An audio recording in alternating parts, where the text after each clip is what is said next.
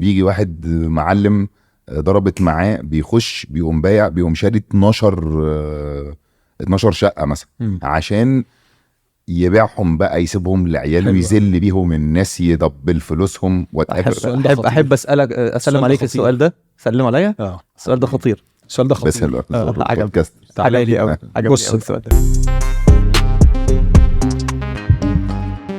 عبد الله سلام، بريزيدنت اند سي او، رئيس تنفيذي والعضو المنتدب لشركه مدينه مصر.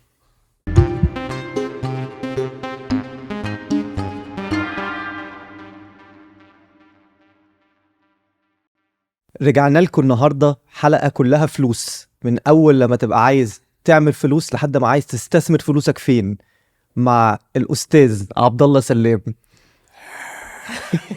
ممكن انا بس انا عندي الغيره المعتاده، بس اقول الحته بقى برضو عندي. يعني احنا بقينا ملوك الشروك، يعني كل الشاركس يعني ناقص خلاص هنفتح تانك عندنا هنا كده في الاستوديو عشان كل الشاركس يجوا ايه يعوموا براحتهم. بص انا بدي بمناسبه الشاركس ديت، انا بدي دايما من ساعه ما بدات شارك تانك دوت اللي ليه في الاسماك والحاجات دي كلها، في بتاع كده اسمه البلوجا ويل، اللي عنده كرش كده وبتاع. انا فروم داي 1 دايما بقول لهم انا البلوجا ويل. بس ده طيب على فكره، احلى بلوجا ويل في الدنيا والله. لا يعني بصراحه احنا الحلقه دي مضطرين نبتدي مغرورين شويه، لان احنا كده حضرتك تبقى ثالث شارك معانا في السيزون الجديد، فاحنا حاسين بكده، عارف اللي هو. بعدين كل واحد بيخش عندنا، بس احنا مش ملحقناش نقعد معاك كتير بره، كل واحد بيخش عندنا نطلع معاه بديل الحقيقه. احنا اصلا بياعين شقتين والنبي. كل واحد بنعرض عليه حاجه بتبقى يعني احنا غالبا هنتكلم معاك في حته ريل استيت كده. حته ارض كده صغيره. عايز نبتدي ايه، ريل استيت على طول ولا نبتدي الاول بشارك تانك؟ الاول احكي لنا كده عن الاكسبيرينس بتاعت شارك تانك، وازاي ابتدت، وايه اللي خلاك اصلا تخش شارك تانك. بص I would have never imagined موضوع شارك تانك دوت. يعني اخر حاجه ممكن تخطر على بالي ان انا I'm a big fan of the show. شارك تانك بقاله بتفرج عليه اصلا. شارك تانك بقاله بره داخل على 15 او 16 سنه او اكتر كمان من كده. هو بس بتاع امريكا بقاله 15 سنه على فكره. ناس كتير ما تعرفش ان هو بداش في امريكا. هو امريكا كالعاده حطت عليه السبوت لايت، فبقى ان انترناشونال ثينج يعني. فهو بدأ في اليابان اصلا، عشان كده لغايه النهارده هو بالظبط. فانا بقول لك تاني، عشان كده بقول لك، بس هقول لك بقى سخريه القدر يعني. انا I'm a big fan. I've been watching the show for years. بحبه جدا. ميرسي. سوري شارك تانك. دي عشان نقطعها لوحدها بس ناخدها. فكرت في الموضوع ده بعد كده قلت بلاش، هيتضايق مني. انا اسف. لا خد عندك التويست الغريب دوت. at a point in time in my career كان عندي شركة ميديا برودكشن. speaking of what you guys are doing. ده حضرتك طبعا انت عارف بقى كل حاجة. فكان عندي شركة ميديا برودكشن. one of the shows that we wanted to do was، لاني a big fan of Shark Tank من زمان، ان احنا كنا عايزين نعمل an Arabic version او a localized version of Shark Tank، وكنا مسمينه الأسود حتى ساعتها. وازاي بقى اللاينز والكابز، وكنا عاملين فورمات كده لذيذ، الاشبال والاسود وبتاع. كنا عايزين نعملها لوكال فيرجن اوف ات. ات نيفر ماتيريلايزد، وما وفقناش فيه، لان انا خرجت بعد كده من الاندستري بتاعت الميديا and hence why I'm in real estate او يعني makes sense ان انا ما كملتش في عشان كانوا اسود واشبال. يس. فانا ولغايه النهارده I have the full presentation اللي فيها الفورمات، وكنا بدانا نتكلم مع مين اللي هيبقوا الاسود والحاجات دي كلها، وبدانا نريز ماني فور ذا شو والموضوع. لان انا كنت اوريدي ان ميديا برودكشن، فعندي بقى وعارف القنوات وبتكلم مع الناس، وكنا الموضوع كان واخد منحنى فيري سيريس يعني. بس وبقول لك فور سو ماني ريزونز يعني I didn't continue القصه دي كلها، ولا عامه مجال الميديا بس. والموضوع ده خلاص in the back of my mind. I remain to be a fan of Shark Tank العالمي. لغايه ما جه حد معايا في الشغل، وهو صاحبي وحبيبي ومعايا في الشغل. قال لي عبد الله، انا كلمني البروديوسرز بتوع شارك تانك مصر، عمرو منسي واحمد الاقصر، حييهم من هنا. هم يعني قلبهم الحلو هو اللي منجح شارك تانك على فكره. هو عمرو منسي كان معانا برضه. عمرو دايما بقول لهم كده، هم يوم ما شارك تانك اصلا نزل في مصر. ايوه قبل ما كان معانا على طول. اوكي.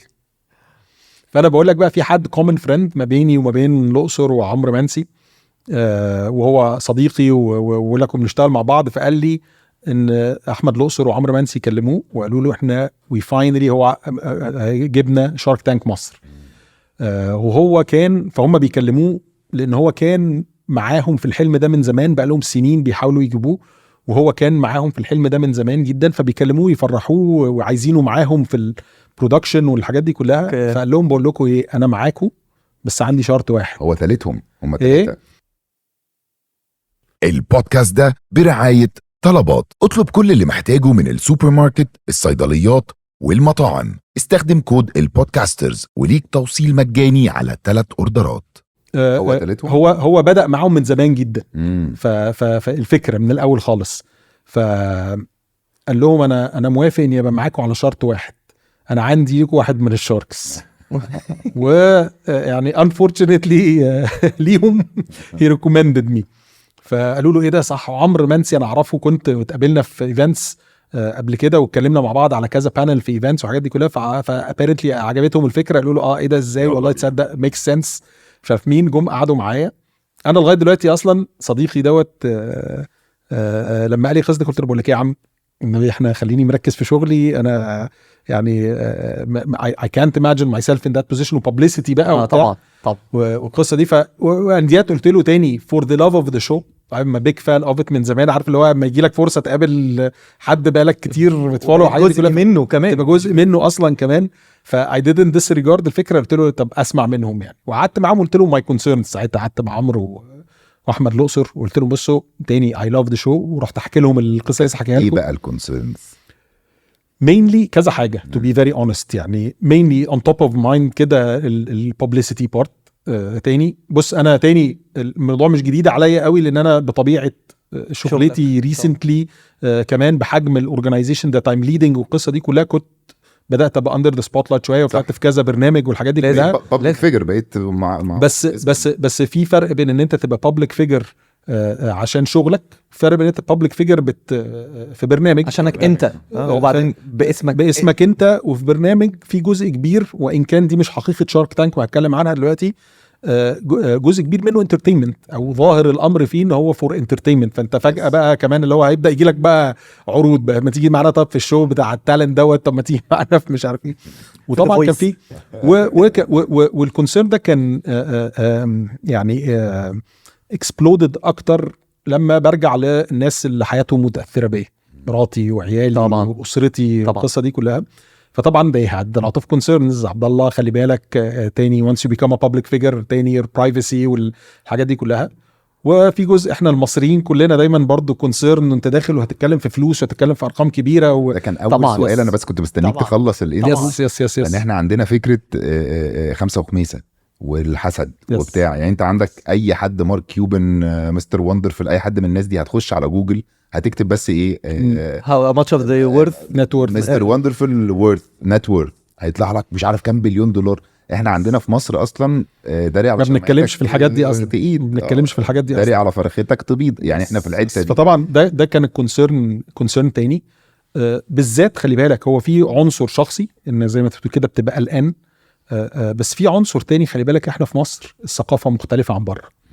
فانت برضو وتزامن الوقت اللي جاي بتقول فيه شارك تانك، انت بتمر بظروف اقتصاديه وعندك جزء كبير جدا من الشعب المصري بيمر بظروف صعبه جدا، وبتتكلم في ناس عندها مآسي انسانيه، وفي عرض مبالغ اصغر بكتير جدا من اللي انت داخل تستثمرها مع شباب صغير والحاجات دي كلها. فكان عندنا الكونسيرن دوت، الناس هتشوف ده ازاي. اللي هو لما حد يجي يطلب مثلا كذا مليون جنيه وفجاه ايه ده عادي يا جماعه كذا. ده انا تاني وخلينا وي هاف تو بوت ذا سبوت لايت على الموضوع دوت. فتلاقي وانت بتلاقي مثلا كيس تانية مزنوقه في رقم اصغر من كده بكتير جدا لحاجه انسانيه، علاج اي حاجه بقى.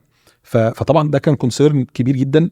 المفاجاه يا تاني بص، انا بحب عمرو منسي جدا وبحب احمد الاقصر جدا، لان هم ناس فيري بيور وعندهم بيربس، وهنتكلم عن الموضوع ده كتير اكيد.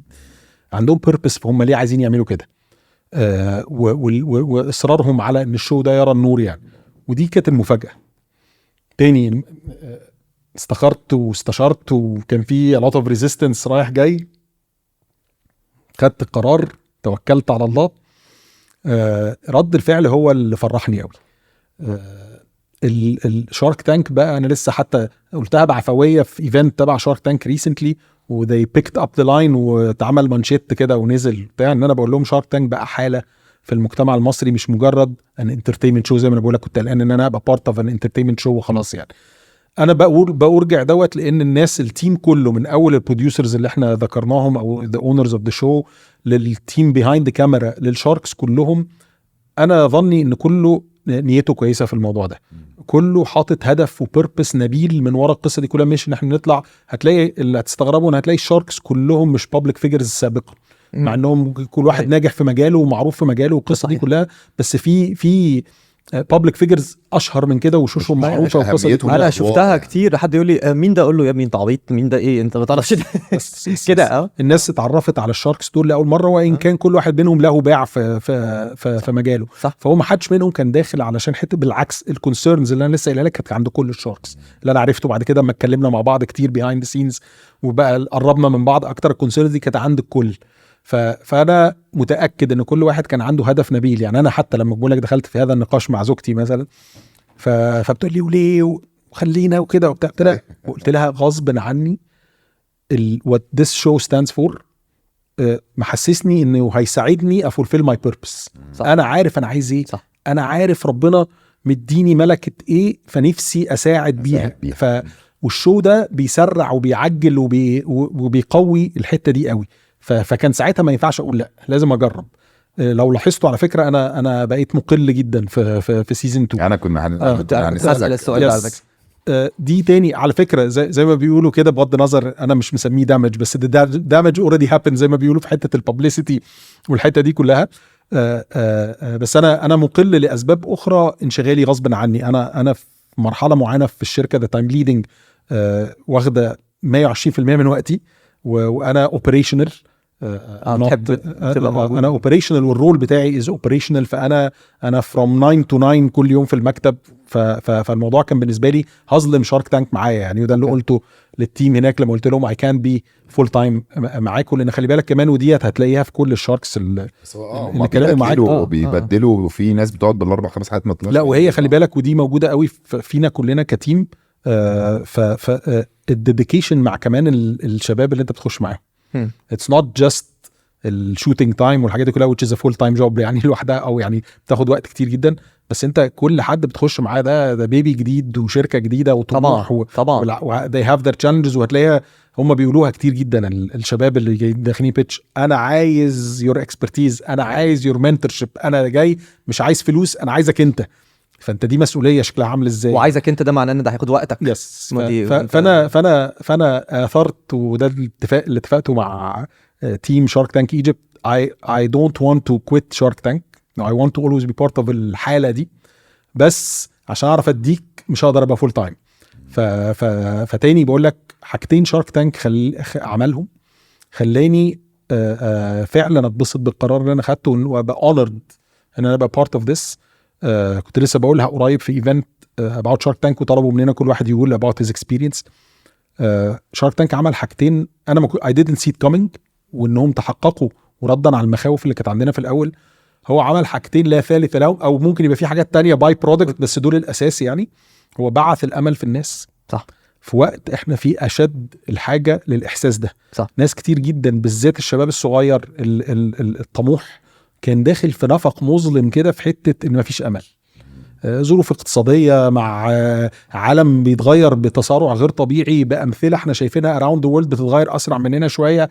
بالنهارده الاكسبوجر ان كل واحد بالجهاز اللي في ايده ده شايف اللي بيحصل بره، وكيس ستاديز ونجاحات والحاجات دي كلها. فكان في كده اكيوميليشن كده او تراكم من الاحباط. الشو ده مش عايز اقول لوحده، لان في مجهودات كتير جدا بتبذل في الايكو سيستم بتاع الستارت ابس، في ناس كتير جدا ممكن يبقوا مش معروفين لغايه النهارده. الناس ده موجود قدام الناس. فانا دايما بقول لهم اتس نوت اباوت احنا في الاخر شارك تانك ده 3 مشاريع في الحلقه الواحده، يا صابت يا خابت، ممكن واحد ياخد اوفر والتاني لا. ففي الاخر هتساعد كام واحد؟ هي الحاله اللي this show creates. انا بقول لك بيجي لي كميه رسائل بقى، سواء الناس بخبط فيها في الشارع او بيجي لي انا رسائل على السوشيال ميديا والحاجات دي كلها، من بس الرد دوت انا بقول لك ده بالنسبه لي كافي. شكرا انتوا شجعتوني اني افتح مشروع، شكرا انت رجعت لي الامل، شكرا بتاع. وسامتايمز بيبقى الاسئله اكتر شويه، عايز شويه ادفايس بتاعه، وسامتايمز هي كلمه، هو محتاج كلمه. فانا بقول لك انت بتشتغل دي بتعمل فيها ايه؟ لما ساعات يجي يقول لي انت غيرت لي طريقه تفكير بجد انت متاكد؟ فشارك تانك عمل حاجتين، الهوب او الامل اللي رجعه للناس ولسه مكمل في القصه دي. هو بدا حركه، عشان كده مسميه بقت حركه او موفمنت في المجتمع المصري. هو حرك الدنيا دي، او سباركت الموضوع بتاع الامل ده تاني. والحاجه التانية مهمه قوي جدا جدا جدا مفتقدينها كنا في عالم البيزنس في مصر، الاديوكيشن. صح. هو في جزء اديوكيشن القوي قوي جدا. وانا بالعكس انا هضحكك، انا في الاول يعني احمد الاقصر تاني اللي بما اننا جبنا سيرته البروديوسر بتاع الشو، انا مش عايز اقول اتخانقت يعني، بس اختلفت معاه في الاول خالص لما كنا احنا عملنا بروفا يوم واحد وبعدين دخلنا في التصوير على طول. فالبروفا دوت كانت ريل بيتشز بس خلاص يعني الديلز ار نوت ريل يعني. فانا ساعتها بعت له مسج طويله عريضه على الواتساب، لسه كنت بفكره بيها من كام يوم، وبقول له لا انتوا لازم تحسنوا اختيار البيتشز، وما ينفعش يخش لي واحد مش فاهم يعني ايه مش عارف نت انكم، ولا واحد مش فاهم يعني ايه جروس بروفيت مارجن، ولا مش عارف مين انا. احنا يعني عايزين مشاريع ارقى من كده شويه يعني. هو ساعتها رد عليا الرد ده، وانا قلت له انت غيرت لي دماغي تماما. قال لي a big part of this show is education. الناس عايز تتعلم، الناس محتاجه تتعلم، ودي بقى من اكتر الفيدباكس اللي بتجيلي، ان انا ما كنتش فاهم يعني ايه ايفالويشن، انا ما كنتش فاهم يعني ايه. وتلاقي دايما في الحلقه بيعملوا ديفينيشنز والحاجات دي كلها، وبيعملوا ريكابس على السوشيال ميديا، يعني ايه كذا يعني ايه كذا يعني كذا. حاجتين يدفع فيهم فلوس كتير قوي، ويعني غاليين قوي ومحتاجينهم قوي في المجتمع المصري بصفه عامه، الا وهو الامل، وفي مجتمع الاعمال الا وهو الاديوكيشن للبيزنس ترمينولوجي وللبيزنس سنس والقصه دي. دي حدوتي سريعا مع شارك تانك. I'm honored ان انا I'm part of this. الشاركس اللي موجودين اساتذه كل واحد في مجاله، انسبايرنج جدا جدا. انا بتعلم من كل واحد منهم مهما اقول لك يعني. كفايه ان احنا قربنا من بعض وصداقتي بيهم يعني، وبستفيد وبتعلم منهم. وسام تايمز بيطلع من القصه دي كمان بقى شغل تاني خالص. بيحصل بيطلع شغل تاني بقى من وراء الكواليس on the scale of البيزنسز الاصليه بتاعتنا. فيعني طبعا تاني it's an honor واكسبيرينس غيرت حاجات كتير في حياتي يعني الشاركس تخيل بيخشوا بيعملوا ديلز مع اللي جايين بيقدموا، بيعملوا ديلز مع بعض. فاهم؟ فهو تخيل بقى لو عمرو منسي بياخد له كوميشن 1% من كل ديل بيحصل جوه الاستوديو ده، عموره يبقى افتكرنا. لا بس بجد شارك تانك انا شايف ان احنا اتكلمنا عنه حلو قوي. طبعا. وهنخش على الريل ستيت، بس هو شارك تانك حتى لما كان امريكا بس، انا بس باثبت من اللي انت بتقوله، هو عباره عن برنامج مثل اعلى بيشجع الشباب انه يشتغل. فاحنا حتى لما كنا بنتفرج على امريكا كنت انا وكريم بنقعد نقول لبعض يلا نفتح بيزنس. ما هم شرحوا كل حاجه كمان وهم بيكلموا وبتاع والارقام، وبقى عندك فكره انه دول بيعملوا ملايين، دول بيعملوا بلايين، طب ولو عملنا كده هنعمل كذا. فاهم قصدي؟ فالموضوع بقى خطير. انا عندي بس سؤال في شارك تانك. انت بما ان انت بقى بيجي لك كذا انفستمنت، وزي ما انت بتقول الناس بتبقى جايه عايزه تعرف ان هم عايزين وقتك او عايزينك انت بقى. انت عالجت ده ازاي؟ عندك تيم مثلا بقى هو اللي مسؤول عن الناس دي، ولا مشيتها ازاي؟ عندي تيم بيهندل زي ما بنقول كده السبورت فانكشنز والدي تو داي متابعه مع الشباب دولت on the finance level HR marketing، كل بقى السبورت الحقيقي اللي هم عايزينه. وانا بحاول تاني برضو عشان هم دايما بيطلبوا حته المنتورشيب ديت، لو الواحد يقدر يعني فيها ما هي اللي انا بتشير معايا يور اكسبيرينسز يعني. بحاول اقعد على قد ما اقدر معاهم بقى once every month، once every 2 weeks، once every 2 months، حسب السبان شكله عامل ازاي. mainly strategic، البيزنس رايح فين، ايه الاخبار الفتره اللي فاتت، ايه اللي حصل، what did we learn. ساعات تبقى قاعده بس بقول لهم مش عايزين نتكلم في حاجه غير نتجنن مع بعض ونبرين ستورم ونشوف ونحلم مع بعض لقدام، عشان نفضل دايما. انا دايما بقول this is one of the things I think ان انا الحمد لله I'm good at، هي dreaming و having a vision و setting a vision و believing in it and following it up. فبقعد دايما العب معاهم اللعبه ديت يعني. بس يس في تيم صغير بيتابع الدي تو داي والسبورت فانكشنز معاهم. وفي حاجه انت دايما دول اكتر سؤالين دايما بيجوا في دماغي وانا بتفرج على شارك تانك. في دايما حاجه معينه بتبقى قاعد مستنيها، او كلمه معينه قاعد مستنيها من اللي داخل يبيتش، بتخليك على طول هو ماشي انت كده جبتني. بص I will not be surprised لو الإجابة هتلاقيها واحدة من كل الشاركس. احنا we always get surprised. في حاجات مواقف كتير حصلت behind the camera بقى مش باينة، ان احنا بنبقى قاعدين على فكره، الناس مش مصدقه الموضوع، احنا بنبقى قاعدين مش عارفين مين اللي داخل علينا في الشوتينج يعني. ده جزء من قوانين البرنامج يعني، ان احنا ما نبقاش عارفين مين اللي داخل علينا، ولازم تاخد قرار وانت قاعد، بغض النظر لسه في بعديها مراحل من التقييمات والحاجات دي كلها عشان تفاينلايز الديل يعني. فكتير جدا بنبقى قاعدين بيخرجونا حتى ما بين تصوير البيتش والتاني، عشان بيبقى في سيت اب، بيبقوا عارضين حاجات، يحطوا الحاجات بتاعتهم والسامبلز، فانت ممنوع حتى تبقى موجود وهم بيجهزوا السيت اب عشان ما تبقاش عارف المشروع ايه. بس خلاص اول ما بنخش بقى نقعد بنبقى شفنا ايه السيت اب ده، الكلام ده ايه قبل ما الانتربرنور يخش علينا بدقيقه، قبل ما يخش علينا بدقيقه يعني. فساعات بيجي لك فرصه كده انك تجادج. اوكي. فساعات بنبص، وحصلت بقول لك كذا مره، بنبص ايه ده شكله بتاع كذا، انا لا يمكن اخش فيه وتلاقي نفسك دخلت فيها.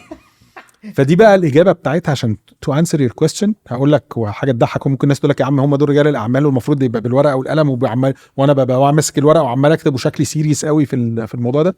هي it's 90% the energy of an entrepreneur طبعا اللي داخل عليك. هو لو عرف، انا دايما بقول الجمله دي في شغلي، لو عرف يبيع لك الحلم، انسى الارقام والحاجات دي. الارقام سهله قوي تريفيوتت وتكسر له فيها او تنفخها له لو انت شايف البوتنشال. الشخص اللي قدامك باع لك الحلم.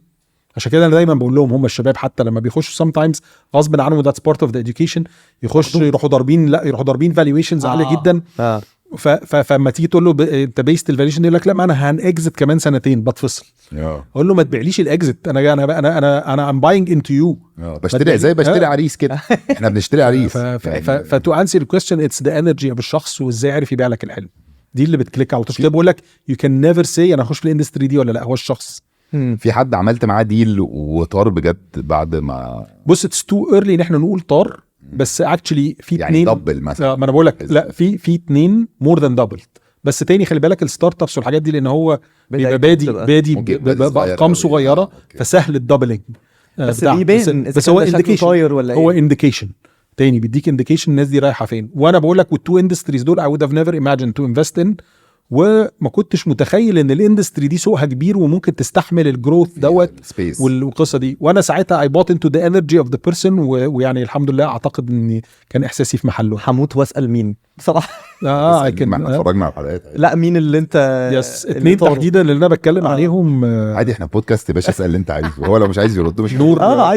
نور البنوته صاحبه المشروع، نور الزناتي، مشروع اسمه ريلاكسنت بتاع سنتد كاندلز. اوكي. she's doing an amazing job. وانا بتعلم منها، I have to say this، كل ما بقعد معاها بتعلم منها حاجه جديده. انرجي غير طبيعيه، ديديكيشن غير طبيعي، فاهمه اندستري looks very simple، بس هي بتذاكرها وبتتعلمها كأنها بتعمل صاروخ هيطلع على القمر. اوكي. that's why she's successful و she's so passionate about it و innovative وبتاع. فنور ريلاكسنت المشروع اسمه ريلاكسنت، ومرام خميس مشروع اسمه عصفورة. طب هو الببلشنج هاوس بتاع كتب الاطفال، القصص اللي بالعربي العاميه. كانت خناقه يوميه في الحلقه، بالظبط ايمن عايز الفصحى واحنا عايزين العاميه لا وهي كمان كان عندها طاقه مش عاديه وقاعده في نص الاستوديو. يس. فمرام خميس عصفوره، وده البروجكت ده نور زناتي في ريلاكسنت انا دخلت معاه لوحدي. عصفوره معايا فيه احمد السويدي ومحمد فاروق. و they're doing an amazing job both of them يعني مرام published يمكن 4 books من ساعتها تانيين غير اللي كانت already في البايبلاين. she's doing an amazing job. وريلاكسن بقول لك more than doubled البيزنس بتاعها الحمد لله in a very short time يعني. لا لذيذ قوي يا جماعه. طبعا. طب ولما بتخش مع بعض كشاركس كذا شارك، مين اللي بيبقى مسؤول ان هو يبقى في النص ما بينكم وما بين الانفستر؟ بص انا عندي انا دخلت في كذا حاجه مع كذا حد، في حاجات منها لسه ان ذا بايبلاين اللي لسه مصورينها قريب. اوكي. ديت عصفوره اول حاجه اكشنبل، ودخلنا وخلصنا ومضينا ودفعنا الفلوس. كنت فيها معايا حد تاني حسب ما بتتفقوا. فبيبقى اتفاق ما بينكم خلاص دي حتتي حسب ما بنتفق. انا مش فاهم السؤال يعني مين اللي بيتيك ذا ليد بقى في مين اللي احنا بس انا وانت لو هو في 3 شاركس دخلوا في نفس الانفستمنت مين من الشاركس اللي بيليد ولا مين في حد بينكم ما فهمتش ولا في تيم مثلا بيتحط ما بينكم انتوا ال3؟ بص كل واحد على فكره السؤال اللي انت سالته لي بتاع هل في تيم ولا انت اللي بتمانج الموضوع، كل واحد مننا عنده هيز اون تيم. اوكي. فاول حاجه التيمز بتتكلم مع بعض بالذات في مرحله الديو ديليجنس والعقود والفلوس والحاجات دي كلها، التيمز بتتكلم مع بعض.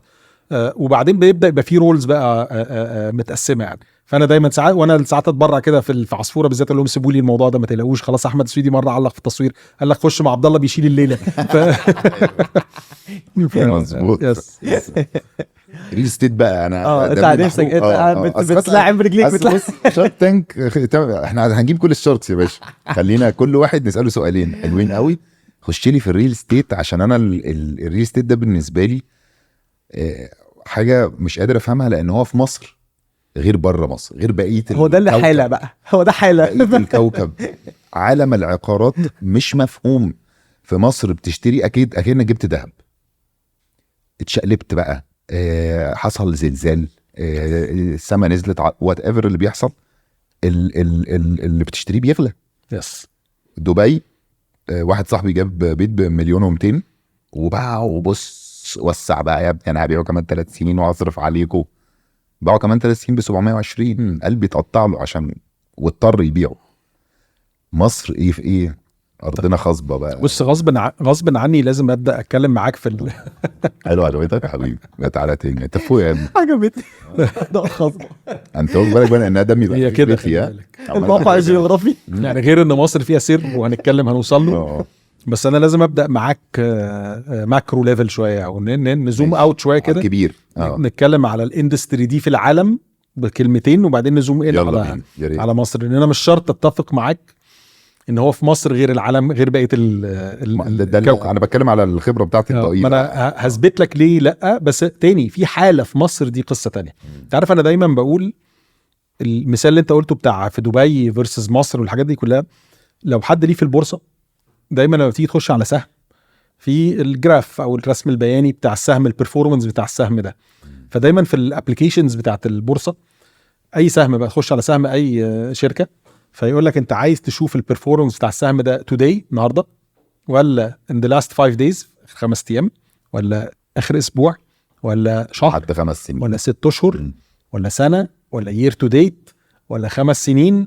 وفي بيبقى في 10 years وفي ماكسيمم لو الشركه في البورصه بقى لها 40 سنه فيوريك البرفورمانس بتاع الريل استيت كده. ريل استيت لازم تبص ان هو انا ببص انا عايز ايه الاول منه. انا داخل انفست ولا داخل استخدم ولا داخل الاثنين ولا بشتري لنفسي ولا بشتري لابني ولا وانا شورت تيرم انفستر ولا لونج تيرم انفستر. عامله زي البورصه بالظبط. حلو. فساعتها انت بتبص على بقى ال5 داي بيرفورمانس. انا لسه كنت بقول الجمله دي عن مصر بقى بالذات. بص هنسويتش ما بين ماكرو ومايكرو كده ماشي يلا بتاع لغايه ما نوصل للقناعه بقى في الموضوع دوت يعني. انت باصص على ايه. فانا دايما في مؤتمر بقول لك اخير كنت لسه بقول لهم مصر مش سوق مضاربه. لان في ناس بتشتكي عشان اليومين دول السوق فيه فولاتيليتي او متغيرات كتير جدا وفي حاجات ناس عندها علامات استفهام عليها وسعر الصرف وفايده البنك هتتغير ولا مش هتتغير. ففي ناس تيجي تقول لك اصل المستثمر الاجنبي مستاء ان هو في السنتين اللي فاتوا مش عارف يكسب. قلت له لا زوم اوت. هو باصص لي ليه على ال5 داي بيرفورمانس. زوم اوت يا مستثمر اجنبي. تعال انت بالذات اللي بقالك شويه في مصر وريني كسبت قد ايه. فسوق مصر لانه ارض خصبه زي ما انت وصفتها. انا بقى بسميها حضاره 7000 سنه بمعنى الكلمه. والله مش كلام انشاء ده بلد تقيله قوي. وهنتكلم على الداينامكس في السوق المصري اللي مخليه السوق دوت فيه خير كبير قوي وهنتكلم على تفاصيله. بس انا بقول له لو انت باصص على ال5 دايز بيرفورمانس او باصص على لقطه صغيره في السوق المصري اللي هي اللي هنسميها السنتين اللي فاتوا دول لا انت كده بتحكم حكم خاطئ على السوق المصري. وتاني ممكن تعمل مكاسب في السنتين دول بس هي دي بقى ساعتها اللي بيسموها مضاربه. فانت ممكن تخش وتتعور او ممكن تخش تعمل مكاسب كبيره جدا. دبي اللي انت لسه ضارب بيها المثل ده بص على الماكرو بتاعها. دبي طبيعه السوق والداينامكس بتاعته مختلفه. ليه؟ تعال نرجع بيسكس تاني. قلت لك كده نقعد نسويتش كده ماكرو ومايكرو. اي سوق بيتحكم فيه ده كده الف ب ايكونومكس 101 زي ما بيقولوا كده. العرض والطلب سبلاي اند ديماند. مصر وهرجع لك لدبي الفرق ما بينهم في الحته دي. او اكشلي انا دايما بقول ايه دبي سوق منظم. الفاينانشال انستتيوشنز فيه بتقوم بدورها. الانترست ريت فيري هيلثي في ليفلز تخلي الانفستمنت ابيتايت اعلى شويه. نو هاو قوي جدا. ماستر بلاننج اوربن بلاننج. مؤسسات الدوله بتقوم بدورها الريجولاتوري والانفستر بيقوم بدوره الانفستمنت والديفلوبر. سوق فيه كل مقومات النجاح ولكن يفتقر لريل ديماند. فبتلاقيهم انا الجمله اللي بستخدمها تاني مع احترامي انا بحب دبي جدا وبحترم التجربه بتاعت الامارات جدا بس بيفتقر للديماند لدرجه انه انا تاني بقول لك لفظ قوي شويه، بقول بيشحتوا الديماند. فبيجيب اكسباتس العالم كله عنده، بيجيب العالم كله عنده عشان يشتروا. انا لما بروح اقعد مع ديفلوبرز في دبي بيجي لي خوته، يقول لك اصل بعنا للروس وللانجليز وللطلاينه يا ابيض. انت بتتكلم الناس دي كلها ازاي؟ كل فتره هم عندهم في شعب بيجي يخلص الدنيا. انتوا بتتكلموا مع الناس دي كلها ازاي؟ يعني انا ماركتنج ليفل ذس از فيري تشالنجينج. انت بتتكلم مين ولا مين، وتخش الديفلوبمنت كومبانيز هناك حتى اللي اتعاملت معاه تلاقي سيلز تيم في مصريين ولبنانيين وتوانسه وسودانيين ونيجيريين ومش عارف مين وانجليز وروس، كل الجنسيات كلام واقعي جدا. اتس فيري تشالنجينج. بس تاني وناجحين في الحته دي كلها. بس خطوره الحته دي بقى ايه؟ ان هو this is not، مش عايز اسميه مش ريل ديماند، ات از ديماند. بس هو في الاخر معظم الناس بقى كمان قيس حتى على اصحابك ولا معارفك اللي عايشين هناك، جزء كبير جدا من اللي عايشين في الامارات الاكسباتس مينلي سواء مصريين او غيرهم، هو رايح هناك يعمل فلوس عشان يشتري في بلده. طبعا اصلا ده هو دي خطه اصلا هو عاملها علشان، وبالذات ان هم هناك عندهم موضوع انك تاخد الجنسيه او تبقى موضوع مش سهل. فانت على طول حاسس انك يورا سترينجر هناك، فانت اصلا رايح. وبنشوفها بقى لما بيحصل زود عليها لاير، الموضوع معقد شويه، زود عليها لاير ان الاقتصاد الامارات از فيري كونكتد للاقتصاد العالمي. فلما بيحصل مثلا لما حصل الفاينانشال كرايسيس في 2008 و2009 الدنيا هناك وقعت جامد جدا، لان السوق هناك مرتبط بالشركات العالميه اللي وقعت والاقتصاديات بتاعت الدول اللي وقعت والقصه دي كلها. فساعتها بان تلاقي سوق العقارات راح عامل كده، لان موست اوف الديماند كان من ناس اصلا دي مش بلدها. فاول ما الدنيا ضاقت ولا عقده انتهى، انت هنا في مصر صور ورجع على بالظبط. طبعا فانت هنا في مصر when someone loses his job او بيسيب شغله بيفضل قاعد في مصر بيدور على شغلانه تانية. طبعا هناك if you lose your job انت اصلا فقدت الاقامه وفقدت مش عارف مين، شكرا سلام عليكم، مفتاح البيت اهو. وبيسيبوا يقول لك بيسيبوا العربيات في المطار ويمشي. صح بيقف ده فعلا 100% صح مظبوط. فده بقى نتج عنه ايه على فكره؟ هنا لو بيتك وتبيعه تروح تقعد مع امك على فكره ده بقى ده اللي انا لسه قايله، ده مش عيب في السوق الاماراتي، بس ده طبيعه تانية خالص. انا بيسموه كده بلغه الاقتصاد اتس سيكليك ايكونومي، فيها سايكلز، فبيعلى ويوطى طول ما انت ماشي كده. فتلاقي الدنيا اليومين دول الدنيا طايره، ده عليه ظروف كمان خلي بالك، لانه انتر كونكتد بقول لك مع حاجات كتير. روسيا الروس حصل مشكله في روسيا واوكرانيا، فجاه رؤوس اموال روسي واوكراني دخلت اشتروا بتاع، ففجاه ديماند غير طبيعي ما كنتش تعرف تتحسب له. ويبنوا يستنوا لما يحصل حاجه زي يجي تاك بوم تلاقي فجاه هم شطارتهم عشان ارجع لك بقى الفرق. ومصر بقى ايه ظروفها الداينامكس شكلها عامل ازاي في مصر؟ بس هم شطارتهم انهم عرفوا يبنوا اقتصاد يعرف يتواكب مع المتغيرات دي. صح. فهو بيعرف يلقط الفرصه، ايه ده روسيا كذا، تعالى يا حبيبي، وابدا اكيتر للسوق الروسي وابدا اتكلم اللغه بتاعته واعرف ابيع له بتاع شويه. والانجليز هم اللي بتاع، تعالى هعرف استوعبك. اكتر حاجه بحترمها في التجربه الاماراتيه ودبي تحديدا ان هو عارف الجمله اللي كانوا دايما بيقولوها على امريكا زمان، يقول لك اتس ميلتنج بوت. ان انت هناك هو في ناس من كل كده، في ناس من كل الاشكال، وكلهم كلهم بيعرفوا يعيشوا مع بعض. الامارات بقت كده ودبي تحديدا طبعا صح. بتروح بتلاقي الروسي عايش مبسوط والهندي والمصري والبتاع وكل حاجه، والمطاعم المصريه فاتحه للمصريين هناك والمطاعم الهندي. على فكره عايشين مبسوطين اكتر من اللي عايشين في امريكا يعني. لا بص خلي بالك أكتر. دي بقت تتعمل المقارنه دي دايما، يقول لك دبي ولا امريكا، ودبي almost every time wins لما الناس بتعمل المقارنات ديت يعني، بالذات للمصريين قريبه من بلدك طبعا بيتكلموا عربي طبعا. في علاقات قويه جدا اسريه وصهريه وحاجات كتير جدا. كمان بوم على الفاضي، وبعدين تروح تعيش هناك شويه تكره حياتك يعني. فتاني دي تجربه دبي ناجحه بداينامكس مختلفه تانية خالص عن السوق المصري. تعال بقى للسوق المصري، تعال بقى نفس الحاجات اللي احنا وصفناها في سوق الامارات دي او في سوق دبي. هنا بقى تاني والله مش ذم، بالعكس انا هوريك قد ايه ده سوق قوي جدا. احنا للاسف دي حاجات على قد ما انا هقول challenges، بس هي room for opportunity بقى، انك تخيل لو ظبطت ده كمان بقى. احنا شبه الحاجات اللي انا لسه وصفها في دبي، لا احنا لسه عندنا مشكله في الرولز. مين اللي الفاينانشال انستتيوشنز ولا الديفلوبر هو اللي بيمول، اللي مش عارف، التشريعات لسه مش واضحه، في حاجات لسه محتاجه تتعدل بقى لها سنين ما تعدلتش، فالادوار مش واضحه في الاندستري. الماستر والاربن بلاننج لسه في مشاكل. طب انا دايما بقول تاني يعني على قد ما بقول لك ما انا بشوف دي تشالنجز بس بشوف فيها اوبورتونيتيز. بس الاربن بلاننج عندنا فيه مشكله. احنا عندنا مثلا مشكله اللي انا بسميها مركزيه التخطيط. ان انت مثلا تيجي تروح قايل في مدينه جديده دي منطقه المدارس، يا جماعه مفيش حاجه اسمها دي منطقه المدارس والجامعات. بره في مدن بتقام على مدرسه بالظبط. او على جامعه، فما تحطش ما تركزش كل الفاليو ده في حته واحده. وحدث ولا حرج بقى من منظور عمراني واجتماعي ليه ده غلط. انت بتكريت ترافيك جامز الصبح وبالليل جوست تاونز قصه. فتاني بعيدا مش عايز اخش في تكنيكاليتيز قوي كده، فعايز اقول ايه، في مصر تفتقر شويه للتخطيط وتفتقر للادوار الواضحه ما بين المؤسسات الماليه والمطور والدوله والحاجات دي، ولسه مفيش التسهيلات زي حاجات مثلا زي المورجج والانترست ريت عالي جدا، فمش عارف تعمل مورجج ومش عارف تعمل برودكتس تكبر السوق وتخلي الافوردابيلتي اسهل، والقصه دي كلها انديات. وحدث ولا حرج ممكن نكمل لك في الليسته. انديات عندك ديماند فظيع رهيب، فانت بتبيع قبل ما تعالى بقى نقول شويه ارقام كده على الماشي. الحاجات دي كلها يا جماعه بتبيع قبل ما تجيب الارض. اقول لك شويه ارقام كده على الماشي. تاني الجمله الشهيره اللي كلنا بنقولها بتاع 100 مليون مصري، اللي هي دلوقتي بقت 115 بلس ولا مش عارف 105 بلس 15 بره، فانت في ناس بدات تتكلم على 120 دلوقتي. فتاني 120 سوق ضخم جدا جدا جدا، تتكلم في اضعاف اي سوق من الاسواق المحيطه. طبعا 2.5 تقريبا مليون بني ادم بيتولد كل سنه، مليون جوازه. بهرج دايما مع الناس بس اتسفاكت، و400 ألف طلاقه which is another market في الريل استيت. ايوه بقى يا باشا، طالع واكل نازل واكل. ايوه صح، بيطلق بيروح يا عيني الغلبان خلاص. بالعكس يعني تاني على قد ما هي حاجه محزنه يعني، بس هي فاكت اوف لايف وموجوده. بس اول ما بيحصل انفصال في اسره ده بقى بيتين مش بيت واحد بالظبط بالنسبه للريل استيت ماركت يعني. فحط الارقام دي كلها على بعض كده واضربها في الخلاط، هتلاقي الديماند في مصر مرعب، بس مفيش فلوس.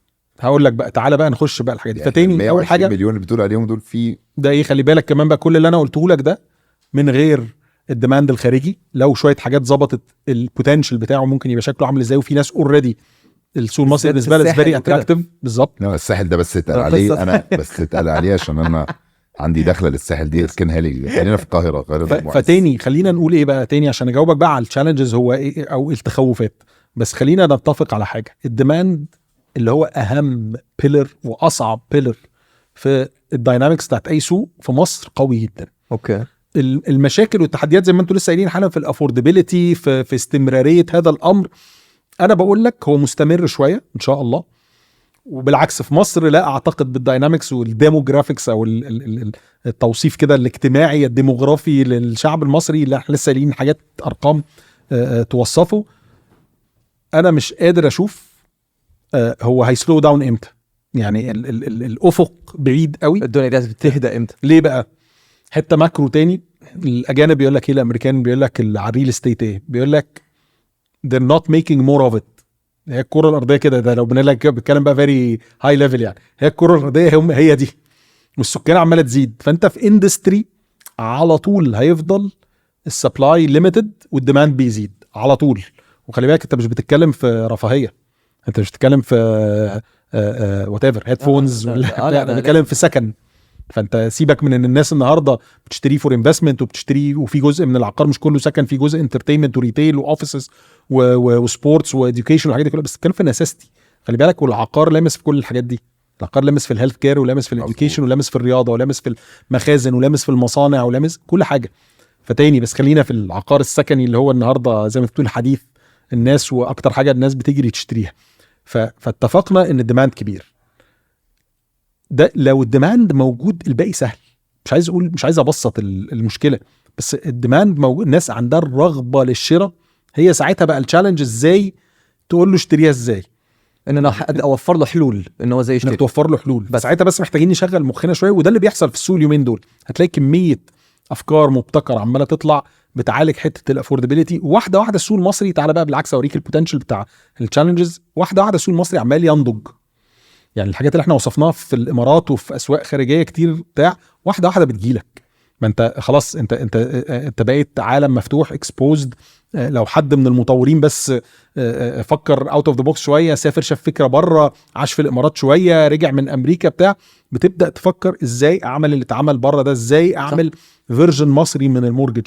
وبتبدا واحده واحده كمان البنوك اللي هي المنوطه بالتمويل والمفروض تبقى بتقوم بدور قوي جدا في الحته دي، بتبدا برضو لما تلاقي ان الطلب كله في الاندستري دي، فبتبدا هي كمان تحط ايديها في ايد المطور.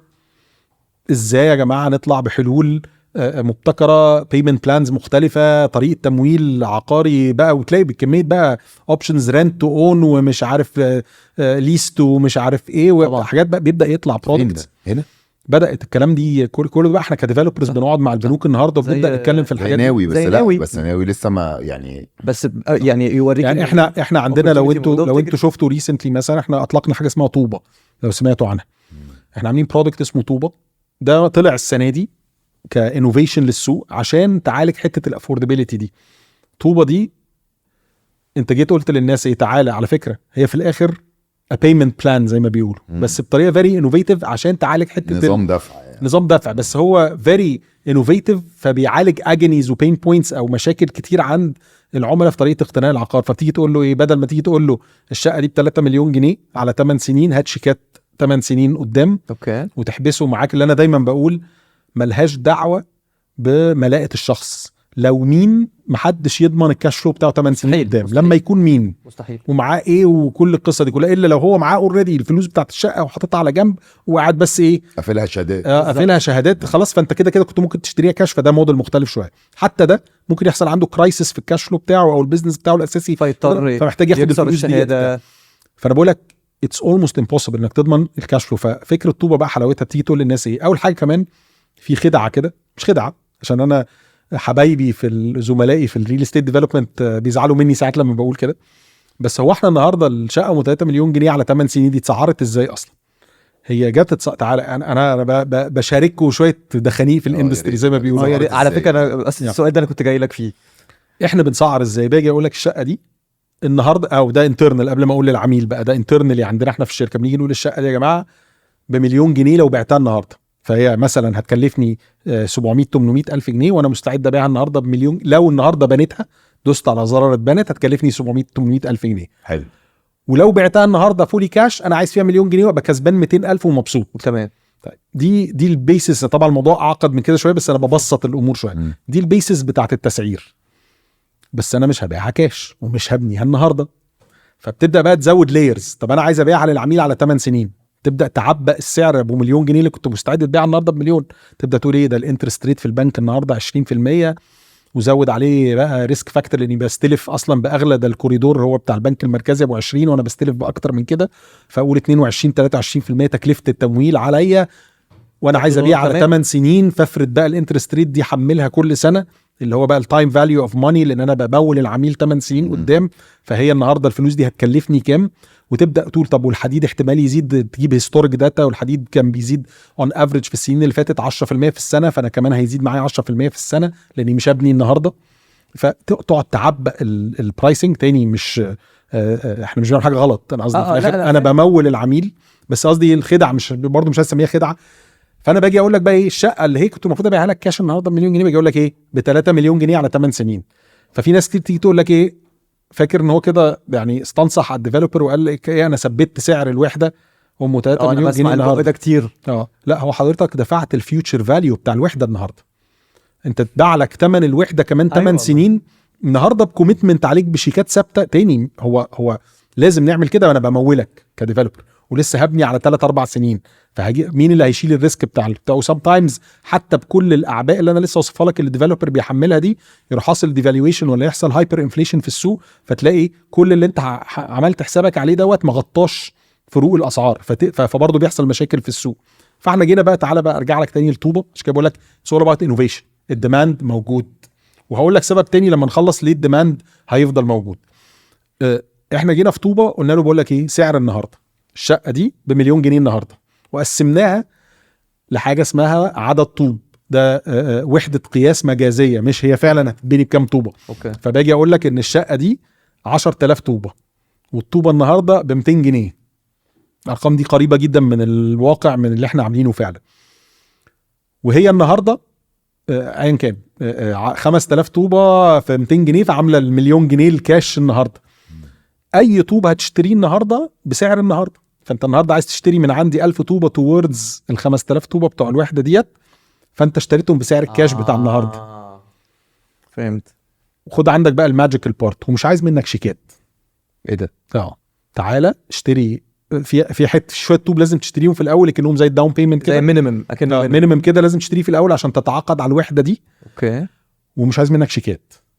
انت لوحدك سيلف موتيفيتد ان كل ما تقفش في ايدك فلوس اشتري طوب، كل ما تشتري فيه. وتاني مش ما فيش اوبليجيشن، في مينيمم لازم تشتريه في كل سنه، بس بقى في خلال السنه دي هي دي الحته بقى البين بوينت بتاعت ان انا عليا شيك كل شهر كل 3 شهور بنفس المبلغ طب في شهر 9 عندي مدارس يا جماعه عايز بريك، خد بريك في طوبه بقى، ما تدفعش شهر 9، انت مش سايب شيكات، بس تدفع الشقة ات يور فين؟ اون بيس. الشقه كمان 8 سنين؟ لا الشقه زي النور العادي بتاع بقى. السوق 3-4 سنين بتبقى فانا مبنيه ببتدي ادفع ال 5000 طوبه قبل ما استلم الشقه بالظبط، زي الاوف بلان سيلز العاديه، بس ما بتسيبش شيكات، والطوبه بتغلى كل سنه. الطوبه بتغلى از يو جو. وانت بتقول لي عليها وانا بتفق معاك في الاول. بقول لك من الاول المعادله اللي بزود عليها، اللي بناء عليها بزود سعر كام في المية مثلا او بالظبط، هي داخل فيها فاكتورز كتير بتبقى محطوطه في طب العقد. وتشرحوا للناس مثلا لو مثلا طبعا. التضخم زاد مثلا بكام في المية، بنعمل لهم سيميوليشن كده، نقول لهم لان انا لا انا ولا هو عارف، بس ليها سيلينجز يعني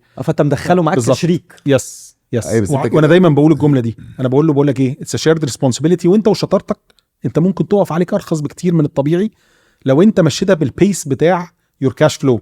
فانا بقول لك هحكي لك بقى كيسز. فانا هو مثلا ممكن يجي يحاول يقوم ظابط 3000 طوبه اول سنه لان مثلاً. الطوبه ب 200 وما يستناش لا وبيحصل كيسز بقى بنشوفها كتير جدا، في حد يجي يقول لي انا عايز اشتري في المشروع ده قبل ما يخلص، عليه طلب وعايز اشتري في المشروع ده قبل ما يخلص، بس انا مستني ابيع شقه تانية.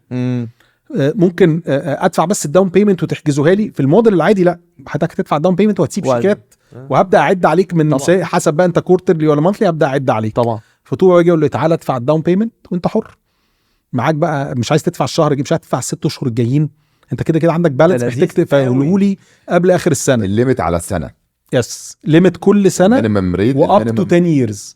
يعني انت عندك براح في حاجتين، عايز تسددها على كام سنه اب تو 10 years دي بتاعتك، وذين دي يير عايز تدفع كل يوم طوبه، ولا عايز تدفع شهر او شهر لا طوبه اكتر شويه. حلو. او بعت شقه بعت شقه او بقى معاك بالك تروح حاطه مره واحده كأنك زقيت سنتين قدام، ممكن تقعد سنتين ما بتدفعش خالص، وبدل ما تديله كاش ديسكاونت هو كده وفر مبدئيا، هو كده اصلا بسبب ان هو اشترى الطوب النهارده مش بسبب. وهو سعر الكاش بقى عارفه كل يوم عندنا اب تخش عليها، كمان الموضوع معمول سيملس، تخش على الاب وانت قاعد في البيت يوم الجمعه البنوك قافله والسيل سنتر قافل بتاع، تشتري 10 طوبات وانت احنا بنتريق ساعات في الشقه، مش بنتريق بنهرج، واحنا كنا بنبريف الماركتنج عشان الكامبين والحاجات دي كلها، بقول لهم تخيل العميل ممكن انا ساعات ببقى قاعد في ميتنجز ويلاقوني ماسك الموبايل بلعب شويه، لهم معلش يا جماعه بشتري طوب، وبقصد اخش ثرو الاكسبيرينس من بعدين الميتنج ده في ادارات محتاجه اديهم فيدباك، ففعلا ليترلي وما بتاخدش 5 دقايق وانا قاعد في وسط ميتنج بخش اروح مشتري لي 10 طوبات وانا قاعد. وانت متخيل احنا بنتكلم فعلا، قلت لكم ارقام حقيقيه، الطوبه ب 200 جنيه. فاحنا بقول لك الحته اللي بقول لك بنهرج مع الماركتنج فيها، انا بقول لك انا عايز اوصل للناس انت النهارده بدل ما تعمل ديليفري تدفع لك 400 جنيه في شويه سندوتشات، لو وفرت سندوتش منهم اشتريت طوبه توردز الشقه بتاعتك. وعلى فكره هي اتس as simple as انك ممكن لو اشتريت طوبتين في اليوم تلاقي نفسك خلصت الشقه من غير ما تحس. واو. يعني نقدر نختصرها، بس عشان انا فهمت، عشان انا لو انا فهمت الجمهور فهم. نقدر نختصرها ان انتوا المشكله اللي انتوا حلتوها فهي الفلكسبيليتي بتاعت الدفع بالظبط، لكن الارقام ما اتغيرتش، المورجج ما حصلش، كل الحلول التانية دي. بس هو بقى تخيل ان هو شبه المورجج ما بقولش لا، بس انا بكام مورجج اللي هو 25 بتاع بلاد بره ده، اللي هو 25 سنه وارتاح فيه وكده. بس انا قصدي الحل اللي انتوا حلتوه الفلكسبيليتي بتاعت دفع الفلوس بالمينيمم اللي انتوا حاطينه كل سنه 100%. اقول لك فيها حته ماجيك، فيها حته ماجيك الثانيه حلوه قوي على فكره، بجد هي فعلا فكره ذكيه قوي، لان هي يعني هخش في حته بس تافهه، بس أنا زي ما الناس يعني انت اصلا ممكن تاخدها تشالنج. عارف مثلا انت عندك بنتك سينا مثلا عندها 6 سنين، انت ممكن تخش تبقى انت مبتدي معاها هزاره وهي فاهماك، يعني تبتدي معاها هزاره ان انت كل ما تجيبي فول مارك انا هشتري لك 10 طوبات. ايه تصدق؟ طب تصدق بقى ان انت كده بعتها لي بقى على فكره والله العظيم والله ما بهزر، انا على فكره عاملها بجد. كان لازم يجي معايا حد من السيلز والله البق ده جامد. انا العقد القلم فين يا جدع؟ فيبتدي يبقى فيه زي موتيفيشنال كده، يبقى ايوه اللي هو الاب يعملها مع الكلمه اللي انت بتقولها ديت هي احنا دي بدانا نلاحظها. خلي بالك احنا بقى لنا دلوقتي وي لونشت القصه ديت شهر 8 اللي فات، فبدا يبقى عندنا شويه داتا. هي الناس سيلف موتيفيتد، انا بقول لك والله انا مجرب على نفسي عشان، وبقول لهم نفسي اعبر للناس عن الاحساس ده. اول مره اشتري عقار وما احسش وانا خارج، خلي بالك البني ادم بيبقى اكسايتد جدا وهو بيشتري العقار، في احساس كده اي حد اشترى عقار مجربه، اول ما بتمضي العقد وبتسلم الشيكات تحس انك اتبت، عارف، بتحس ان انا بتحس ان انا وبعدين ترجع البيت انا ايه اللي عملته في نفسي، عارف، وتقعد بقى اسبوع بتأنب لنفسك في ضميرك، طب وانا طب وانا الشهر الجاي ده اول قسط خلاص، ده يا نهار ابيض ناقص لي قسطين. طب انا هقول لك على انا حاجه، ناقص لي قسطين وحياه بيبقى ربنا، فرح. بص مستني اللحظه. هقول لك على حاجه، ودي قصه حقيقيه. انا لو كان عندي الحته بتاعت الريسك ان انا اخش، وانا كنت عايز اخش في الريل استيت من زمان، انا مش بهزر، كان زمان دلوقتي يمكن عندي 50 عقار. بس انا المشكله عشان بشتغل ممثل او مذيع من اول ما ابتديت، انا بقى لي 10 سنين في الشغلانه دي. انا بيجي لي مثلا هوب سيزون اكس فاكتور 3 شهور تراك تاخد فلوس، ممكن تقعد بعد سنتين ما حدش يعبرك. يس. فانا دايما كنت بخاف، يا ابني ما انت معاك، يقولوا لي ما انت معاك الداون بيمنت، اقول لهم وبعدين كمان 3 شهور، ما انت طب وكمان 6 شهور، انا مش عرفني هشتغل ولا لا، فاهم قصدي؟ فبيتهيالي دي بتساعد جدا في كمان في الشغل اللي مش سستينبل او مش ستيبل، اللي هو ما فيهوش مرتب شهري مضمون. صح. دي تبقى هي الكلمه، انت بتوزع الريسك او بتشير الريسك مع بعض ومشيها بيور اون بيس. احنا الشعار بتاع الحمله اللي عملناها في لما اطلقنا طوبه براحتك، لان انا لقيت الكلمه دي ايوه، لان انا لقيت قوي بقالي كتير ما سمعتش الجمله دي. انا لقيت نفسي في البريس ريليس اللي احنا اطلقنا فيه المشروع، وكان فيه صحفيين كتير فبداوا يسالونا اسئله، فلقيت نفسي كل ما حد يسالني سؤال اقول له براحتك، يقول لي يعني ادفع على كام، اقول له براحتك. بس طب انا في خلال السنه، انا اسف في اللفظ، احنا يس يعني يس هنبقى اصحاب صح؟ يس، ده شرف ليا. الخازوق فين؟ تاني بص، بنتسال السؤال ده سيبه لك بقى في الاخر. ضحكك والله تاني. يعني أنا المينيمم ولا لا انا مش عايز اسميه او بانلتي لو حد ايه اللي يحصل لو حد انا كنت في النص بقول لكم there is another magical part بمناسبه البنالتي، وهقول لك فين الريسك. مش عايز اسميه، في ناس بتقول لك فين القنه والحاجات دي كلها، بس انا بقول لك هو فين الريسك. بس انا قبليها هقول لك بالعكس، في موضوع البنالتي ده في حته ماجيكال. انت في الطريقه التقليديه بتاعه بيع العقار، لو لا قدر الله تعثرت او يو ديفولتد في one of the payments او اي حاجه، اول حاجه طبعا انا بسميه موت وخراب ديار، لان انت اول حاجه طبعا في كمان ليجل لايبيليتي طبعا مرعبه، الشيك رد، موضوع الشيك ارتد وتاني الحاله العاديه، بس الحاله العاديه لان احنا بنتكلم مش في الحاله دلوقتي على طول. في الحاله العاديه في ليجل امبليكيشنز مرعبه، واحنا لا زالت موجوده عندنا حتى في احنا لسه بنوفر بيمنت بلان العاديه وبنوفر بيمنت بلان الطوبه، وكل ديفلوبرز لهم الحق وهيحفظ حقوق الشركه ازاي، لانه لسه ما بناش ومعتمد على الكاش فلو اللي جاي له من القصه دي كلها. وسام تايمز فعلا في عملاء يعني بيبقوا عندهم مشكله يعني. ففي ليجل امبليكيشنز، اول حاجه دي مش موجوده في نظام قانونا. طب تعال نتكلم فلوس وارقام. النهارده في الطريقه التقليديه موست ديفلوبرز بيخصم منك 10% لما بتيجي تكنسل او يو ديفولت ووصلتوا لاتفاق ان احنا خلاص مش عايزين نكمل العلاقه دي، بيخصم منك 10% من اجمالي ثمن الوحده، اللي هو لو احنا اتفقنا ان هو الفيوتشر فاليو اوف الوحده اللي هي الثلاثه ما قبل الاستلام او ما قبل انهاء العقد. ايوه، انت عايز تنهي العقد، عايز تمشي، بيعمل لك ايه؟ فسي بيقول لك 10%. فسي لا، حسب بقى كمان بقى التعويره جايه فين، حسب انت دافع قد ايه. فلو افترضنا ان انت كل اللي دافعه لغايه النهارده 20% من ثمن الوحده، ويو ديفولتد هيخصم منك 10% من ثمن الوحده، اللي هو قد ايه من اللي انت دافعه؟ نص اللي انا دافعه. نص اللي انت دافعه. بوم. لو انت مش دافع غير 10%، كل اللي انت دافعه على فكره ده بيحصل، لازم يعمل كده. طبعا لازم يعمل كده طبعا يا باشا. متفاهم. هو الديفلوبر لازم يعمل كده، لان هو خلي بالك يوم ما باعها لك اند يو كونتراكتد، هو دافع كوميشنز ودافع ماركتنج ودافع شويه حاجات كتير جدا، سام تايمز بتوصل لاكتر من ال 10% دي. فهو لازم يسترد اللي صرفه على الوحده دي، لانه هيعيد بيعها تاني وهيصرف عليها ماركتنج تاني وهيصرف عليها كوميشن تاني والقصه دي كلها. فانا تاني بقول لك دي بين بوينتس، انا مش بقول ان في حد كان بيعمل حاجه غلط، بس دي بين بوينتس احنا قعدنا نفكر بتحصل، قعدنا نفكر ازاي نحلها. طب احنا في الكيس بقى بتاع الطوبه بنيجي نعمل ايه؟ بما ان اصلا السعر متغير، فانت خلي بالك السعر المتغير دوت هو برضو بيوريك الريسيل بتاعك يوم بيوم. فانا اشتريت النهارده شويه طوب، 1000 طوبه لغايه دلوقتي تكلفتهم عليا كانوا اون افريج 205 جنيه. النهارده الطوبه ب 220 جنيه، فانت شايف انت كسبان قد ايه في اللي اشتريته، فشايف الريسيل فاليو بتاعك. طب في وقت الكانسليشن خسران قد ايه في اللي هتشتريه، او كنت ممكن توفر قد ايه في اللي لو اشتريته بدري. اوبتيمستيك. بس انا هعوضها لك بقى في اللي انا جاي اقوله لك. طب جاي تكنسل بقى، جيت في ان في ناس بتيجي تقول لي انت مش واخد شيكات. طب لو واحد قعد سنه ما بيدفعش وعدت السنه وما دفعش المينيمم بتاعه، ايوه في مهله معينه بنسيبها لان هو اللي خسران. كل ما بيدفعش انا مش محتاجه تشارج بنالتي، انت كل ما بتدفعش الطوبه بتغلى عليك. تغلى. تمام. بس خلاص مش هو هينفع، معهوش فلوس. ما انا بقول لك خلاص مش هينفع تفضل راكني جنبك والشقه دي خلاص مكتوبه باسمك وخلص. فبنيجي بعد بوينت معينه وي هاف تو كانسل. اما باجي اكنسل بحسب له الفاليو بتاع الطوب بتاعه بالماركت برايس النهارده، وبخصم له البنالتي من الماركت برايس النهارده، وكاني بقول لك هديها لك بامثله انا اكيد بالارقام. عايز اكنسل في النص، ايه اللي بيحصل؟ هقول لك اهو، انت مشتري طوب كان مكلفك 200 جنيه 200 جنيه الطوبه، اوكي النهارده الطوبه ب 220 جنيه. اوكي.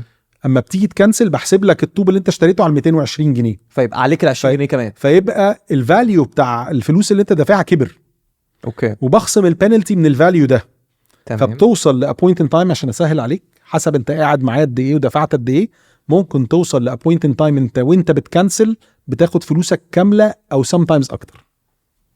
عشان انت خدتها بسعر الجديد بالظبط. فهو كده حتى ولا كده البنالتي حسبته على السعر الجديد وما حسبتوش من اجمالي ثمن الوحده، انا حسبته من اللي انت دافعه. ترجع له كأنك عايز ترجع له اللي هو دفعه. فهو لو دفع 200 في 10 طوبات يعني 2000 جنيه، بس دلوقتي الطوبه ب 220 فحسبتها على 220 وشلت البنالتي ليتس سي ان هي 20% مثلا، اخد الفرق. ممكن ياخد الفرق اكبر من اللي هو دفعه حسب هو بقى له قد ايه ودافع قد ايه.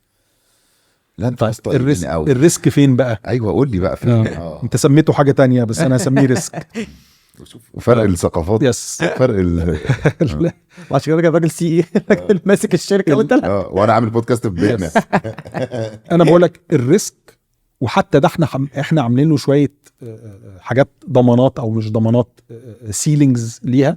بس الريسك ان يحصل متغيرات في السوق، لان الايكويشن اللي بتحدد سعر الطوبه دي داخل فيها مدخلات الاندستري، انترست ريت وحديد واسمنت وحاجات كده. أوكي. فلو حصل هايبر انفليشن في الحاجات دي ممكن فجاه زي ما انت بتقول بقى في النص تلاقي في فتره قصيره جدا سعر الطوبه غالي جامد جدا، ففاتك الفرصه انك كنت تشتريها ارخص. اوكي. او ان انت تابيوز السيستم.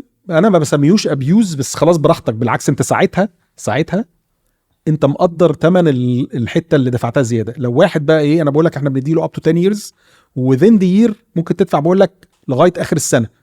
البالانس بتاع السنه كله ان شاء الله تدفعه في 31/12 او في اخر السنه. هي مش سنه ماليه، هي انت حسب بدات امتى. انت حسب انت بدات امتى. فانت ممكن تدفع البالانس بتاع السنه في اخر السنه خالص. وعندك تقدر تعمل كده كل سنه لمده 10 سنين. ده ريسك بس في الاخر، فده هتكلفه اكتر شويه من الطبيعي. ده بقى ما بيدفعش غير في اخر كل سنه، فبياخد اغلى سعر في السنه.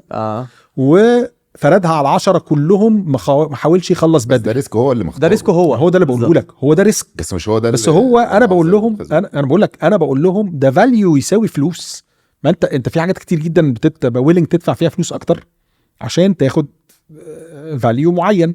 فحد هيريحك ومش هياخد منك شيكات وفير معاك في الاكزيت ومسايبك تشتغل براحتك، وبيقول لك لو يستريتشت قوي هتكلفك 20-30% زياده عن الطبيعي البيمنت بلان العاديه. فير اند سكوير. انت ابتديت سيلز شكلك ها؟ ايه بص، انا دايما بيقولوا لي الجمله دي. عمري ما اشتغلت سيلز. يعني انا هنزل طوبه بقى بعد ما هو طوبه ده ايه ده. لا انا رايح اصلا جاي لكم اصلا.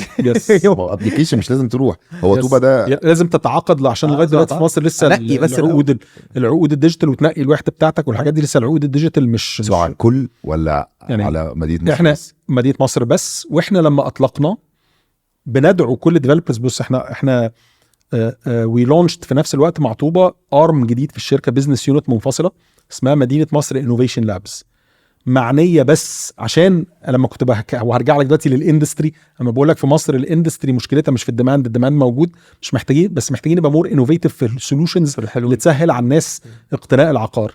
فاحنا شايفين الموضوع ده كليرلي، فعملنا بزنس يونت اسمها مدينه مصر انوفيشن لابس، شغلتها الشاغله انها تطلع بحلول زي دي. وطوبه كانت اول انتاج من البيزنس يونت دي.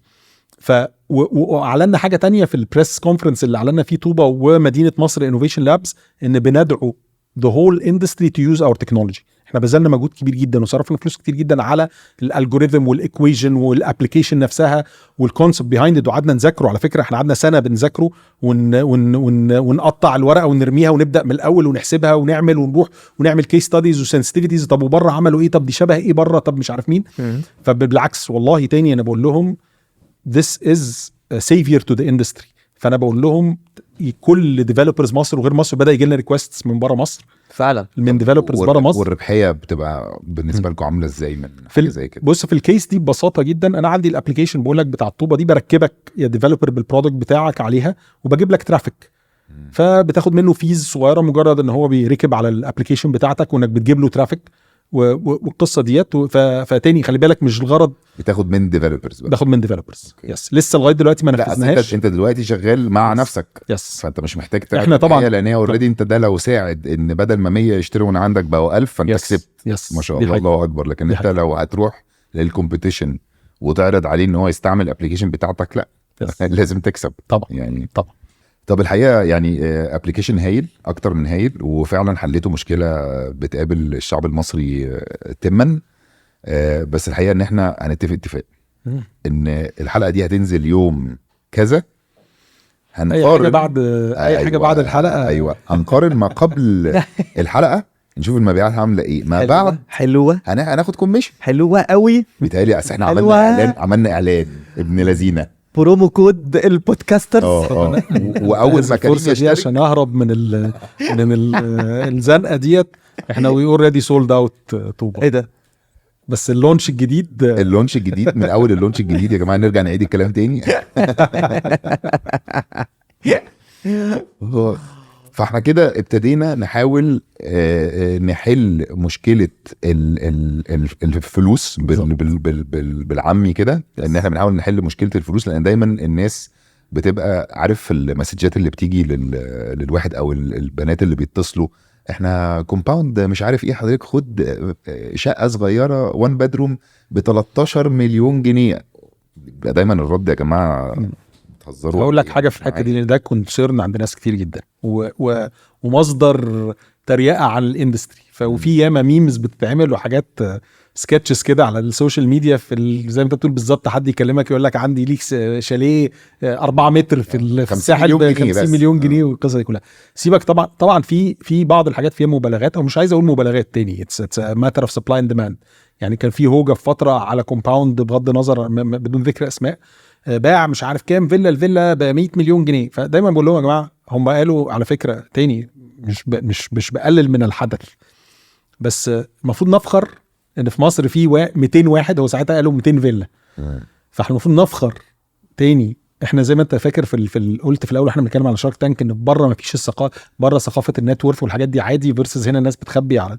فبره بيتباهوا، امريكا بتتباهى ان هي من الاندكس اوف بليونيرز وورلد وايد نصيبهم منه كذا.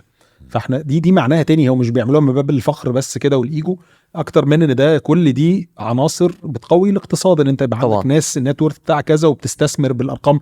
ايلون ماسك يا جماعه اشترى تويتر ب 44 مليار دولار وهو قاعد في البيت كده زهقان، بس بتكسر العزيمه فبالعكس انا بقول لك انا شايف نفسي الثقافه تتغير، الناس تقول ايه ده مصر فيها ناس عندها الملاءه دي والقدره دي، بغض النظر ده اسومينج ان ال 200 فيلا اتباعوا المصريين، لان سام تايمز بيبقى في اموال من الخارج وبيبقى بالنسبه له ساعتها الرقم لما تقلبه بالعمله بتاعتهم ابسط بكتير. بس تاني ارحم كتير. اتسماتر تخيل بقى يعني، بس تخيل بس مش 100 مليون يعني بس تخيل لو قسمت على فكره انت عارف انا برضو دي مهمه قوي، لو قسمت لو هم 200 فيلا كانوا بالرقم ده 200 على 100 مليون هو صفر اكشلي. انا عايز الضم في الحته دي في حته البوتنشال بتاع السوق المصري. 200 على 100 مليون نسمه 200 فرد ده ولا حاجه. لا 200 فرد فاصله صفر صفر صفر. انا افتكرته بيقول 200 معاهم 100 ولا مليون حاجة. جنيه ولا حاجه فاهم. لا طلع 200 ماشي 200 نفر على 100 مليون نفر ولا حاجه. فبالعكس نسبه مقبوله جدا. بالعكس انا همسك لك بقى في الحته دي اثبت لك تاني، بما اننا خلي بالك لو تفتكر بدايه السؤال واللي دخلنا في طوبه هو السوق العقاري المصري رايح فين اصلا والبوتنشال اللي فيه. فانا ساعتها قلت لك الانوفيشن مطلوب، الديماند موجود، الانوفيشن مطلوب، فاتكلمنا في طوبه. انا دايما بقول ال 100 مليون مصري دول لو فيهم 2% معاهم فلوس، وهو الرقم اكبر من كده النسبه، يعني نسبه اللي معاهم فلوس اكتر من 2%، بتقسمها بقى في الحاجات دي ريسيرشز بتعملها قد ايه اي كلاس وقد ايه اي بلس بلس وقد ايه مش عارفين. بس لو افترضنا ان الابر ميدل كلاس والابر كلاس بيمثلوا قد ايه، اعتقد ان في حدود 5 ل 7%. بس تعالى نقول 2%. 5 ل 7% ده كتير. من الابر ميدل للابر كلاس. هو سؤال معلش هنا لما بتقول حد بيعمل فلوس بالشكل ده، فلوس بالنسبه لكم ده upper middle ده ايه؟ بص سوري، ليها بيعمل لا بالنسبه لكم يعني لما لما بيبصوا ليها عليه في تصنيفات. الشركه تصنيفه ايه؟ ليها تصنيفات. فوق المتوسط ده ايه؟ انا بقول لك فوق المتوسط ده هتلاقي مثلا الدخل الشهري في حدود ال 40,000 جنيه مثلا ماشي، وانت طالع بقى تمام. وساعات بيدخلوا فيها الهاوس هولد كله، فمش الشخص لوحده، ممكن يبقى هو البيت كله بيعمل 40,000. عايزين بقى نخلص نكمل الحلقه بالعربي. حاضر. نحط بقى شويه عربيات. تعرف المشكله يا باسل في الحته دي؟ بالعكس انا كنت لسه برغي معاك، انا بدعم الموضوع ده بطريقه طبيعيه. احنا لسه عاملين لونش لحمله اسمها العربي اصلي، وبنزق فيها لان الصناعه بتاعتنا صناعه العقار غصب عننا بتلاقيها اللغه الطاغيه فيها اللغه الانجليزيه، مصطلحات مش بس في حته بيزنس، البيزنس نفسه لغه البيزنس الانجليزي، ففي مصطلحات لما بتتقال بالعربي الناس ما تفهمهاش يعني. فكنت لسه بديكم مثال كده، ما ساعات حد عايز يتكلم على السبلاي تشين فيقول لك سلاسل الامداد، فتلاقي ناس يقول لك ايه سلاسل الامداد دي، يفتكروا بيتكلم على حاجه تانية خالص. فطبعا هي تشالنج رهيب، ومع ذلك بالعكس ثانك يو فور ريمايندينج مي فور يور ويلكم. ايوه شفت مفيش فايده. ثانك يو فور يور ويلكم، يور سو ماتش ويلكم. يعني عندنا تشالنج طبعا. احنا كده بقينا بنعمل سب تايتلز وحركات. حلو، هحاول. بالعكس انا بالعكس والله بجد ثانك يو فور ريمايندينج مي، شكرا انك فكرتني. دي احنا محتاجين، انا هنتهز الفرصه دي وتاني ساعدونا. احنا بنلونش حمله بدأناها فعلا، كان يوم اللغه العربيه يوم 18 ديسمبر، وانتهزنا الفرصه احنا كمدينه مصر واطلقنا حمله اسمها العربي اصلي، عشان نساعد الناس انها ترجع تاني تتمسك باللغه العربيه. حتى احنا بقول لك احنا في بعد في الحمله دي، مش بس نشجع الناس، في بعد منه ليه دعوه بالصناعه اللي احنا فيها، ان ازاي واحده واحده ان ممكن كومباوند يبقى اسمه بالعربي وشيك. احنا دايما عندنا الانطباع ان هو يعني ايه كومباوند؟ مجتمعات سكنيه، مجتمعات سكنيه، مجمع سكني او مجمع سكني يعني سكنات مجمع سكنات هو مجمع وجمعها مجتمعات، فاحنا حسب بقى يعني. تاني بنحاول ناخد المبادره دي وان احنا نحط على عاتقنا. انا النهارده كنت بتكلم على الموضوع ده في الشركه، وبقول لهم خلي بالكم دي مش حمله والسلام كده اللي هي اللي خلصت الحمله دي، حركه يوم في السنه وبتاع. هي الحمله نفسها اصلا ممتده لمده سنه. وانا بقول لهم النهارده كنت قاعد مع الماركتنج تيم وبقول لهم انا عايز ان شاء الله بس نشوف نتائجها، وازاي الناس ممكن تجوين معانا او تساعد معانا. انتوا خلوني مركز في كل كلمه بقولها بس ازاي الناس ممكن تساهم معانا في انها تبقى حركه بجد وموفمنت حقيقيه، الاجيال الجديده بالذات تستفيد بيها. وزي ما بقول لك انا نجاحي في الحمله دي الناس تغير مفهومها او البرسبشن بتاعها، ان مش لازم الحاجه يبقى شكلها اجنبي، ومش لازم نبقى مستوردين الهويه بتاعتنا من ثقافات اخرى عشان يبقى شكلها حلو او شيك او هي دي اللي بنبص لها ونرتقي اليها يعني. كنا بنقول ايه؟ سؤال فلوس. عندي سؤال فلوس. يس. في كام واحد؟ لا بس احنا كنا بنقول حاجه في الاول. احنا قلنا فوق الحد فوق المتوسط. أيوة. اللي هو 40,000. كمل لك بقى الحته دي. ما انا بقى الفلوس انا عايز الفلوس. تخيل لو 2%، مش اللي انا بقول لك من الريسيرش من 5 ل 7%، 2%، وده رقم اي حد يقدر يقبله. لو 2% من الشعب المصري عنده القدره على الشراء، فانت بتتكلم في 2 مليون واحد في بلاد كل البوبيليشن بتاعتها 2 مليون واحد. فانت عندك بلد جوه البلد معاها فلوس وعندها قوه شرائيه انها تحرك اسواق وتحرك اقتصاديات. مفهوم. هو انت بتبيع كام وحده سكنيه في السنه؟ باكتو بقى الديماند والسبلاي. كنت هسأل طيب دي اللي هتثبت لك ان السوق لسه بدري عليه على ما يوصل للحته اللي انتوا بتقولوا عليها، ويا نهار ابيض والسبلاي ده كله هيروح فين ومين اللي بيشتري الكلام ده كله والحاجات دي كلها. لو تفتكروا احنا قلنا شويه ارقام في الاول، 100 مليون نسمه و2.5 زياده سنويه كل سنه في السكان، ومليون جوازه و400 الف طلاق، كل الكلام اللي احنا قلناه ده. وفعلا الدوله دايما بيفصحوا عن هذا الرقم، بيقول لك احنا الاحتياج السنوي للوحدات السكنيه 1,000,000 وحده سكنيه في السنه. كل سنه السوق محتاج 1,000,000 وحده جديده. هبسط لك الارقام شويه، هنعتبر ان 700 الف 70% من 1,000,000 وحده سكنيه اللي محتاجينها كل سنه دول اسكان متوسط واجتماعي، والدوله بتبذل مجهود غير طبيعي وما تقدرش لوحدها يعني. بكل المجهودات اللي بتبذلها اعتقد بتوفر من 50 ل 100 الف وحده سنويا. بس هفترض تاني عشان ارجع للفلوس وسوق الاستثماري في العقار، لو افترضنا ان 70% منه هو سوق تكافلي، وده دور المجتمع المدني ودور الدوله ودور المطورين ان هم يساعدوا فيه ويزقوا فيه ان احنا نوفر الوحدات السكنيه دي لمحدودي الدخل او الغير قادرين على اقتناء العقار. فصفصف معانا العقار السوق الاستثماري بكل الكلاسز بتاعته على 300,000 وحده تقريبا احتياج سنوي. المطورين العقاريين مجتمعين كلهم مع بعض من غير ذكر اسماء، قول بقى من اكبر مطور في السوق لاصغر مطور في السوق، مجتمعين مع بعض بيسلموا في السنه بيديليفروا. وده المقياس بتاع في كام وحده بتبقى حد بياخدها حد بجد بياخدها بقى، يستلمها. مش بعت كام وحده، انت سلمت كام وحده. ده المعيار حتى اللي احنا في قوائم الدخل عندنا او في الميزانيات عندنا لما بنيجي نقول الريفينيوز او المبيعات بتاعتنا كام. المبيعات التعاقديه دي حاجه، والريفينيوز او الايرادات بتاعتنا، الايرادات بتتحسب انت سلمت كام وحده. تمام. زي المقاولات ايراداتهم بتتحسب انت بنيت قد ايه من المشروع. النسبه المئويه دي بتتعمل بدون دخول في تفاصيل تقنيه في هذا الامر. يعني انت دلوقتي كم وحده بتسلمها في السنه؟ المطورين كلهم مجتمعين بيسلموا. هنعرف السنه دي الرقم لما السنه تقفل، بس اقل من 100,000 وحده سكنيه. نعم، بكل الاعلانات اللي انا شايفها في الشارع دي. لا بكل الاعلانات ايه، انت ممكن ينزل كومباوند تيجي تكلمه يقول لك مفيش قبل ما يحصل اي حاجه. تسليمات كل يوم في جزء في كومباوند جديد بيفتح فيه حاجه بتفتح. ده بايب لاين اللي جاي، ده البيع ولسه هيتسلم كمان 4 سنين. طب عمرنا هنوصل ان فجاه هيبقى اكتر من 300,000 موجودين؟ فاهم عايز اقول ايه؟ فانت متخيل بقى كمان ايه؟ انت ناقص اصلا. أيوة. احنا محتاجين اكتر بالظبط. انت السبلاي اللي هو 100,000 ده اقل بكتير من الديماند اللي هو 300,000، التلت تقريبا. ده لو 100,000 على فكره، في سنين كتير جدا ما بنجيبش 100,000، في سنين بتتكلم في 60 و70,000، ومع ذلك تعالى نفترض 100,000. اقول لك المفاجاه بقى، انت كمان اللي انت بتقوله ده غريب. هقول لك المشكله فين. هتيجي تقول لي طب الريسيل واقف ليه؟ طب ليه الناس انا هفسر لك الحاجات دي كلها. بس خلينا ناخدها خطوه خطوه. 100,000 من 300,000 يبقى انت عندك عجز ولا 200,000. المفاجاه بقى انك بتخش السنه الجديده عايز 300,000 جداد ومعاك 200,000 من القديم، فبقيت محتاج 500,000. بتوفي منهم قد ايه؟ 100 برضه.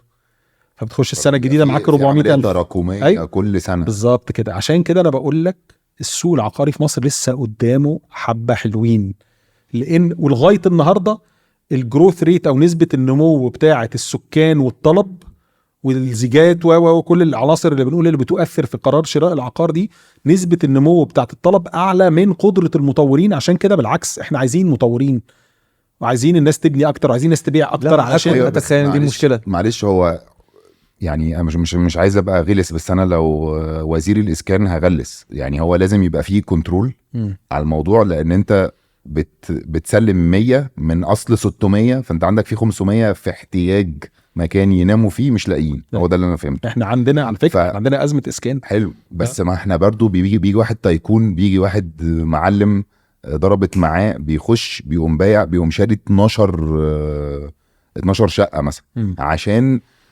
يبيعهم بقى، يسيبهم لعياله ويذل بيهم الناس، يدبل فلوسهم. احب اسلم عليك السؤال ده. سلم عليا. السؤال ده خطير. السؤال ده خطير. عجبني قوي. بص السؤال ده دايما بنتسأله كمطورين عقاريين.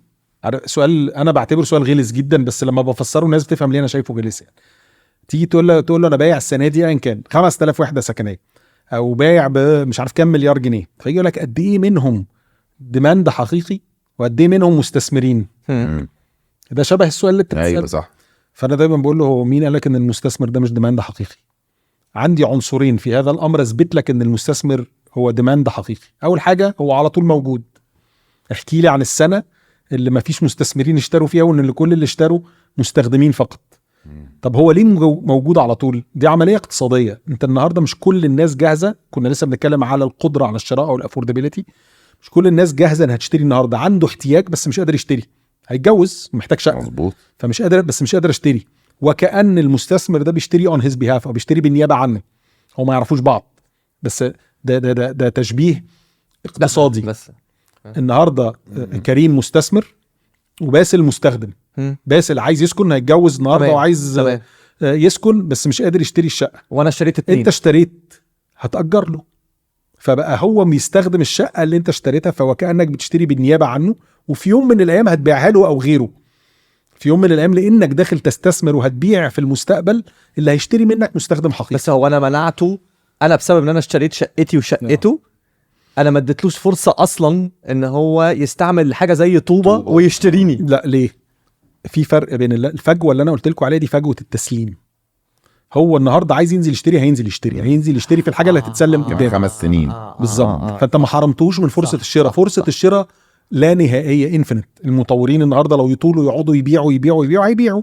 فاحنا فرصه الشراء ما فيهوش مشكله وما فيهوش عنق زجاجه خالص. هو المشكله في اللي احنا بنبيع اوف بلان زي ما بيقولوا في لغه السوق، انت بتبيع على الورق. اوكي فهمت. لكن التسليم هو اللي فيه ازمه. ومع ذلك اللي اشترى استثمار واستلم هيأجر للي عايز يستخدم او عايز يسكن او عايز يتجوز ويبدا، بس برضه في نفس الوقت او هيبيع له في الوقت المناسب. بس ده بيخلي اسعار الحاجات الجديده عماله تعلى اكتر واكتر بسبب طبعاً. ان المستثمرين بيخشوا يشتروا جزء كبير مش منها. عشان المستثمرين بيشتروا جزء منها، علشان الفجوه اللي احنا قلنا عليها دي. اوكي. عشان بالعكس انا بقول لك هو التاني ما عندوش قدره على الشراء في لا حاله قصدي الشراء. عشان في فجوه التسليم بس ده بيخلي العرض اقل بكتير من الطلب بسبب ان مفيش تسليم. أيوة. بسبب ان في جزء ما اعرفش كام في المية، ممكن يكون عندك المعلومه دي، كام في المية منه مستثمرين هم اللي شاريين فهم اللي ابتدوا يستلموا.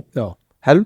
فده اللي هيجي مطور يفتح حاجه جديده. بقول لك خلي بالك، حط خط بقى تحت كلمه ان هو مستثمر. هو مش عايز يقعد بالشقه دي، فهو لازم وقت التسليم ده وعايز يا هيأجرها يا هيبيعها. ايوه هيبيعها المستخدم، هيبيعها الواحد عايز يسكن. أوكي. بس عندي بقى سؤال دلوقتي. موضوع العرض والطلب والعقارات احنا بقالنا فيه سنين وسنين، الموضوع مش لسه بانيين كومباوندز اول امبارح.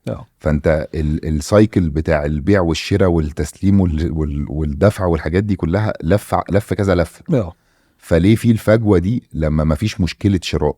يعني انت عندك السنه دي انا في 100,000 وحده سكنيه الناس حطت المقدم بتاعها، وده اللي احنا بنقول ان هو ماشي وشغال وزي الفل. تمام. كمان 5 سنين بعد السايكل، كل سنه بيحصل كده، بس كمان 5 سنين هتبتدي ترد على السنه دي. فيحصل الاستلام، المفروض استلام 100,000 شقه اللي احنا بعناها من 5 سنين. ايوه.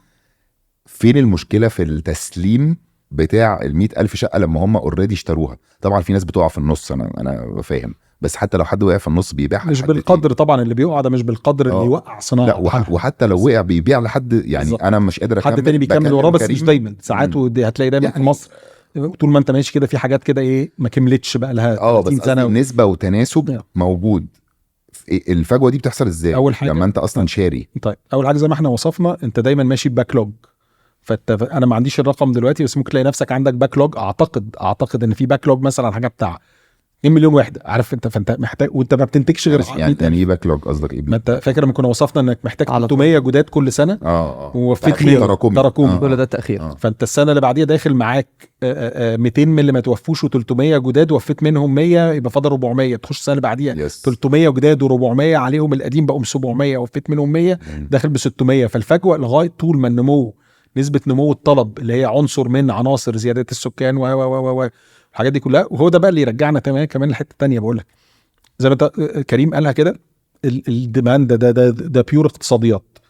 الديماند او الطلب اكتر من العرض، هيفضل السعر بيزيد. هقول لكم مفاجاه بس في الحته دي، عشان حته مهمه قوي، عشان في ناس ممكن لما تسمع الكلام ده يبقى محبط بالنسبه لهم. يعني الاسعار هتقعد تزيد؟ محدش عايز الاسعار تنزل. التضخم وزياده الاسعار دي حاجه صحيه جدا. احنا بيجي لنا عملاء اتخانقوا معانا لو العقار ما زادش. اشترى منك من سنتين لو العقار سعره ما زادش كل سنه، لان هو جزء دايما، حتى لو هو مستخدم، في جزء دايما جواه كده، الجزء المستثمر ده، حتى لو هو جايب الشقه وعارف انه جايبها عشان يسكن فيها ويعيش فيها، عارف قيمتها اعلى، عايز قيمتها تزيد. اي حاجه دي طبيعه بشريه، اي حاجه انت عايز اشتريتها بتقتنيها عايز قيمتها تزيد لو تقدر، لو هي مش حاجه استهلاكيه فانت عايز قيمتها تزيد، لان سايبها لعيالي بقى بالظبط. وفي السكن بالذات انت عارف ان ممكن ظروف حياتك تتغير، فعايز تنقل لمنطقه تانية، عايز تابجريد بيتك، فانت عايز لما تبيع اللي انت اشتريته دوت تجيب ثمنه طبعا. فزياده الاسعار في حد ذاتها حاجه صحيه على فكره. دي نظريه اقتصاديه يعني دلوقتي بنتكلمها بنخص بيها العقار. بس خلي بالك، بما اننا يعني فرصه نتكلم عنها، بما اننا في سوق اللي بيسموه دلوقتي على مستوى العالم سوق تضخمي، انفليشنري ماركت. فناس كتير على نهار اسود وزياده الاسعار والحاجات دي كلها. بص، الخطوره ودي احنا لمسناها طبعا في السنتين اللي فاتوا، الخطوره ان الاسعار تزيد بقدر كبير في وقت قصير، اللي بيسموه هايبر انفليشن. دي الخطوره، وقت تعويم مثلا او هذا حاجه بالظبط. اللي بتبقى ظروف اقتصاديه دقيقه معينه. كده لو تفتكر في الاول خالص انا بقول لكم ما تعملش زوم ان على تداول ال5 ايام بتاع السهم، وبص على البرفورمانس بتاع السهم ده على مده اطول شويه. صح. فالزياده في حد ذاتها مطلوبه. انا بقول لك ده اقتصاديا في العالم كله. اليابان في فتره دخلت في فتره بيسموه ديفليشنري ايكونومي او اقتصاد انكماشي. لغايه النهارده بيعافروا عشان يخرجوا منه. الاقتصاد الانكماشي ده كارثي، مع ان وقعوا على اذان المستهلك. الله، كل حاجه بترخص، الاسعار بتنزل. اللذيذه دي. بس الاسعار بتنزل دي كارثه من كوارث الاقتصاد في الزمن. يعني انت يعني اسعار بتنزل معناها ان النهارده انت متخيل انت بتفوركاست او بتعمل خطط للمستقبليه للشركه، فانا السنه دي بايع ب100 بفوركاست ان السنه الجايه هبيع ب80. ايه القرار اللي هيتبع ان انا السنه الجايه هبيع ب80؟ امشي ناس، مش هقترض من البنوك، هبطل تعامل مع بعض السبلايرز، هضغط على السبلايرز عشان اقلل تكلفتي. فبتخش وحلقه مفرغه. وخد بقى السايكولوجي بتاعت العميل، يقول لك دي الاسعار بتنزل، استنى شويه. طبعا ده اللي بيسموه بقى بيحصل شلل في السوق. فاللي معاه فلوس حتى كمان سايبها، استنى اما السعر ينزل وبعدين بقى. فبتبدا تحط بريشر، فتبدا تحط بريشر على المصنع او على صاحب المنتج نفسه لو هو عقار هنا، ان ما حدش بيشتري يا جماعه. فتلاقي الشركه تقول لك ايه، طب ما تيجي نعمل بروموشن نحرك الدنيا شويه. فيروح عامل بروموشن يقول لك شفت نزل اهو، استنى تاني الشهر الجاي ينزل تاني. وتخش في حلقه لا تنتهي من عشان كده بنسميه اقتصاد انكماشي. الاقتصاد عمال يعمل ينكمش ينكمش ينكمش، لو ما عرفتش تنقذه انه يبدا يقلب انفليشنري تاني او تضخمي تاني بنسب صحيه. هي دي المعيار هنا، ان ازاي يفضل الاقتصاد تضخمي ويفضل الحاجه اسعارها بتزيد بس بنسب صحيه. اليابان وصلت بقول لك، واوروبا كمان في فتره من الفترات ولغايه قريب جدا قبل بس بعد التيرنينج بوينت كانت حرب روسيا واوكرانيا اللي دخلت العالم كله في انفليشنري ايكونومي. كان بيدي اللي هو بيسموه النيجاتيف انترست ريت، بيدي فلوس على الاقتراض عشان يشجعك تستثمر، عشان يشجعك تكبر البيزنس، وما بيروحوش. فانت متخيل يعني كانت وصلت في مرحله في اليابان، اعتقد ان اليابان لغايه النهارده نيجاتيف 0.75 حاجه كده الانترست ريت لو انا فاكر صح. انت متخيل تروح تاخد تستلف فلوس يديك على فلوس. هو عايز يشجع الاقتصاد، استلفوا واستثمروا وكبروا البيزنس. بس تاني بيقول لك يا عم انا البيزنس هيصغر السنه الجايه، اكبر ايه واعمل ايه؟ فخطر جدا ان احنا نبقى عايزين الاسعار تنزل. الخطوره تاني عشان ما تفهمش غلط في الحته دي هي الهايبر انفليشن، السعر يزيد جامد جدا في وقت قصير جدا. فساعتها لا المصنع ولا المطور العقاري عارف يفوركاست صح تكاليفه هتبقى شكلها عامل ازاي ولا هسعر بكام. وتلاقينا لما بنبيع بتحصل لنا ساعات الايام دي، تبيع الاسبوع ده تندم انك ما استنيتش الاسبوع الجاي لان السعر غلي 5%. يا ريتنا يا عم استنينا. بس انا دايما برجع اقول ما انت لازم تكسب العميل معاك عشان العجله تفضل دايره، لان المومنتم بتاع السيلز والكاش فلو والحاجات دي كلها من اهم العناصر بتاعت بقاء البيزنس. مش عايز اخش في تكنيكاليتيز كتير في اداره البيزنس، بس ارجع الخص لكم الملف الكبير ده. الديماند في مصر كبير جدا، السبلاي لازال اقل من الديماند، مش باين لسه ملامح نقطه الالتقاء امتى. فلسه البيزنس دوت شكله، خلي بالك العقار احنا ده كله عمالين نتكلم على العقار السكني، شرحه في عقارات اخرى انواع تانية من العقارات لسه مصر برضه فيها شورتج رهيب. يعني العقار الاداري مثلا، في ناس دايما المكاتب والحاجات دي كلها، في ناس دايما تقول لنا احنا مطورين عقاريين يقول لك كل المكاتب دي ده احنا ماشيين في شارع ال90 ما فيش غير مباني اداريه ده حقيقي، والعاصمه الاداريه طلع فيها ابراج وطلع القصه دي كلها. المفاجاه ان لا زال الطلب اكتر من العرض. هو ايه؟ هقول لك مفاجاه انت هتقرها لوحدك. بما اني شركه مدينه مصر اللي تاريخيا وده وسام على صدرنا هي اللي بنت حي مدينه نصر، انا دايما بقول لهم حي مدينه نصر ده اكبر اوفيس بارك في العالم. دي حقيقه. كميه الحاجات لغايه النهارده انا ما عنديش ممكن انا ما عنديش الرقم بدقه، بس انا لن اكون مخطئ لو طلعت النسبه مثلا في حدود 90% من شركات مصر.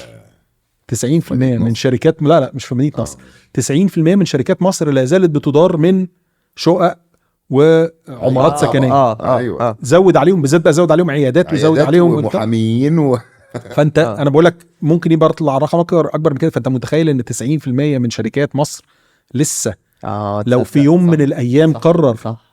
بس بالتالي احنا ما كانش عندنا اصلا ثقافه هي ده التريجر هيحصل امتى، المكتبيه الاكسبلوجن هيحصل امتى لما الثقافه دي عماله تكبر واحده واحده، سنو بول افكت كده، الناس بتعدي بعض. خلي بالك حتى الستارت ابس النهارده، وبعدين انت طول ما انت تقدر الشقه بتاعتك تعمل لها ورق اداري. يس فانا بقول لك بقى هو في 2 بوينتس او حاجتين لو حصلوا هيحصل انفجار في الديماند او في الطلب على المكاتب الاداريه. الثقافه واحده واحده دي بيجي لها انفليكشن بوينت كده. هي النهارده عماله تعدي بعض، وبقول لك من اول الستارت ابس بيبقى عايز النهارده ويروح كوركينج سبيس وبتاع، عايز ايمج معين، يروح وعايز المعادي يأجر بالظبط، وعايز العميل بتاعه لما يجي له يحس انه قاعد في بروفيشنال سيت اب والقصه دي كلها. فدي واحده واحده دي بالعدوى، والثقافه زي ما انت بتقول بقى تبدا زي بره كده واحده واحده تكبر لغايه ما نوصل لانفليكشن بوينت، فجاه تلاقي انفجار في الديماند على المكاتب الاداريه. وفي حته تانية الدوله واعيه ليها، عشان كده لسه ما داستش بنزين فيها. زي ما انت بتقول لو بداوا يغلسوا في حته انك ما ينفعش تبقى قاعد في شقه سكنيه، في الترخيص بقى اللي هي حته التراخيص والحاجات دي كلها، فبيغلسوا في مناطق معينه وهم محقين. هو لو داس بنزين في الحته دي، لو عمل كده في حي مدينه نصر، لو راح قايل لك ايه كل الناس دي تخرج من بتاعي، يا اما تتسحب منك يا اما مش عارفين الحاجات دي كلها، هتودي الناس دي فين؟ لازم تبقى عامل لهم بديل جاهز ومفيش. فانا بديك اكزامبل تاني صغير ازاي سوق العقار. رئيس مجلس لا بقول لك ايه، سوق رئيس مجلس الستيت اداره. انا كنت فاهم فوق السوق ده غلط تماما.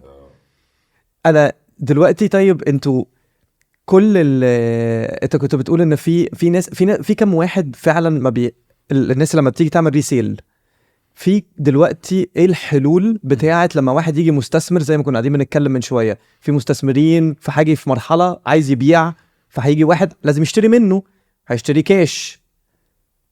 ايه الحلول اللي موجوده النهارده لو واحد عايز يشتري من حد كاش؟ هل في حلول من كفلوس؟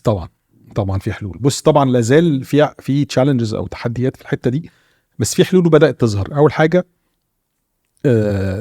المورجج وامثاله، اللي هو التمويل العقاري بصفه عامه. التمويل العقاري بالعكس، التمويل العقاري احنا كديفلوبرز بنشتكي لان هو قانونا، وده في العالم كله، فانا لا الوم التشريع هنا في مصر في هذا الامر، ان التمويل العقاري لازم يبقى على وحده موجوده، العين تبقى موجوده، تبقى داخلها مرافق، فتبقى اكزيستنج او موجوده او مبنيه. فاحنا ساعات وبتلاقي ديفلوبرز كتير بينادوا، بغض النظر شايف ان ده سلاح ذو حدين هيكبر السوق جدا بس ممكن يزود ريسكس.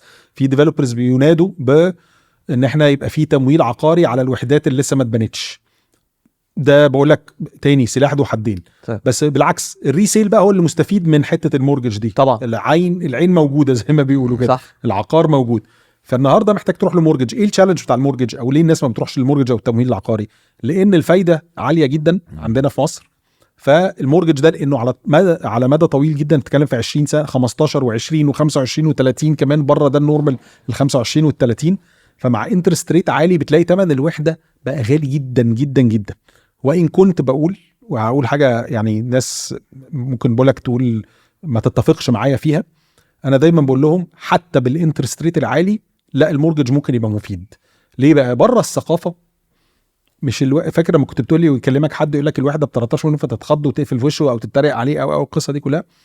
بره ما حدش بيهتم قوي. طبعا هي عنصر في اتخاذ القرار في الاول، لان هي هيترتب عليها اللي انا هقوله ده، بس ما حدش بيهتم قوي بالوحده بكام، هو بيهتم انا هدفع كام في الشهر. بالظبط. على فكره هي بره الاقتصاد كله ماشي كده، العربيه بالليس والبيت بالمورجج، كل حاجه اصلا والحياه اليوميه بالكريدت كارد والمش عارف مين. بغض النظر ده صحي ولا غلط ومشاكله ايه، مش ده مجال الكلام دلوقتي. بس انا عايز اقول لك رجوعا للحته المتخصصه اللي احنا بنتكلم عليها، بره لما بتشتري بيت انا هدفع كام في الشهر، وبالديزاين المورجج بتاعك او التمويل العقاري بتاعك مع البنك او جهه التمويل بالطريقه دي، تيجي تقول له انا هدفع كل شهرين، انا هدفع مره في الاسبوع، انا هدفع داون بيمنت، انا هدفع داون بيمنت اكبر شويه لاني مش عايز القسط في الشهر يزيد عن كذا، وهاجي في اخر كل سنه اروح دافع بالك بيمنت كده او رقم كده على بعض عشان اقلل الاقساط الشهريه. فده اللي انا دايما بدعو بيه في حته الريسيل وفي العقار بصفه عامه. ما تتخضش من رقم العقار، اقعد اسمع واقعد فصل. احنا بنعمل كده مع العملاء، تعالى افصل لك البيمنت بلان في حدود معينه، انا عندي معايير معينه لازم التزم بيها في البيمنت بلان في الاخر، اللي هو النت بريزنت فاليو او القيمه الحاليه للوحده، وفي الاخر ما اقدرش اديك لغايه عدد سنين معين. وان كنت على فكره دايما بقول لهم ما عنديش مشكله، هبيع لك على 30 سنه بس هحملها لك بعبئها عشان اوفر او اوفق الكرايتيريا اللي انا حاططها ان انا لازم تبقى متوفره في الوحده عندي ماليا واقتصاديا للشركه. فبس رجوعا لسؤالك عن الريسيل، استخدموا مورجج يا جماعه، واعمل له كاستمايزيشن او فصله ان في الاخر يظبط على دخلك الشهري او يظبط على دخلك الربع سنوي، ايا كان حسب انت بقى البالكات بتجيلك امتى، انت معتمد على بونس ولا معتمد على مرتبك ولا معتمد على شغلانه بتيجي افري ناو اند ذن. القصه ديت كلها دي ثقافه لو اتغيرت سوق العقار ده في مصر هيروح في حته تانية خالص. اللي هو على فكره كنت مره مع عمرو اديب، فبرضه بيقول لي جت سيره التمويل العقاري، فبيقول لي انا من وجهه نظري ان لو التمويل العقاري في مصر ظبط السوق ده يتضاعف. قلت له 10 مرات. قال لي 10؟ انت متخيل السوق المصري على فكره لا زال اصغر من البوتنشال او الحجم الحقيقي، وده تلاقيه في حاجات كتير جدا. سوق السيارات في مصر اصغر بكتير من البوتنشال. انت عارف بره بيشتروا العربيات ازاي؟ كونسبت عبقري على فكره، والبنوك هنا في مصر عارفين، انا مش بقول اختراع جديد. بره معظم الناس بتشتري عربيات باي ليسنج. الليسنج ده فكرته لذيذ جدا. انت بتيجي النهارده العربيه دي بره، تعالى ناخد مثال في امريكا، العربيه دي ب $40,000. يجي الديلر او الوكيل بتاع العربيه ديت او ايا كان الشركه الام اللي بتبيع العربيه دي، تقول لك بقول لك ايه رايك تاخده بالليسنج على 4 سنين؟ ايه يا عم الليسنج على 4 سنين دي؟ يقول لك ايه، انسى نص ثمن العربيه. ال 40,000 دي بقت 20 فجاه بقدره قادر، وهنشرح ال 20 دي راحت فين يعني. فال 40 دي بقت 20، يقول لك قسط لي 20 نص ثمن العربيه. تقريبا معظم الوقت بيبقى هو ده الاسم، يعني اسم نصها ثمن كأنك مأجرها. فيقول لك ايه، قسط لي ال 20 اللي هي نص ثمن العربيه على 4 سنين بانترست ريت كمان منخفض هناك، فبتلاقي نفسك بتدفع ارقام وساعات من غير داون بيمنت، فانت تروح تاخد العربيه وتمشي ده بالظبط اللي انا عملته. انا يعني انا عارف، وتلاقي نفسك الشهر الجاي بس عليك ال $500 ولا $300 ايا كان بقى، انت مظبطها برضو، عايز على 4 سنين، عايز على 6 سنين، عايز على سنتين، هتدفع. ممكن تيجي تقول له لا انا هدفع $10,000 داون بيمنت، فبقيت بتقسط $10,000 بس، لان هو شايل 20 فاضل 20، دفعت 10 داون، صح، فاضل 10 تقسطهم على 4 سنين، فبتلاقي الارقام صغيره جدا. صح. طب وتيجي بعد ال4 سنين دي يقول لك عندك اوبشن من 2، يا تدفع ريزيديوال فاليو اللي هو الفاضل اللي شلته لك في الاول خالص ده، ترجع العربيه. ال20 ديت انت مرتبط قوي بالعربيه دي وعايزها، ادفع ال20 اللي فاضلين وخد العربيه، وساعتها ممكن تبقى امكانياتك اتغيرت، او فعلا زي ما تقول مرتبط بالعربيه ولسه بايع حاجه ثانيه او حاجه كده وتاخدها، او ترجع العربيه ويديك واحده مكانها. وخد بالعكس، هو معظمهم شغالين بالموديل ده. الله، خد بقى الموديل الجديد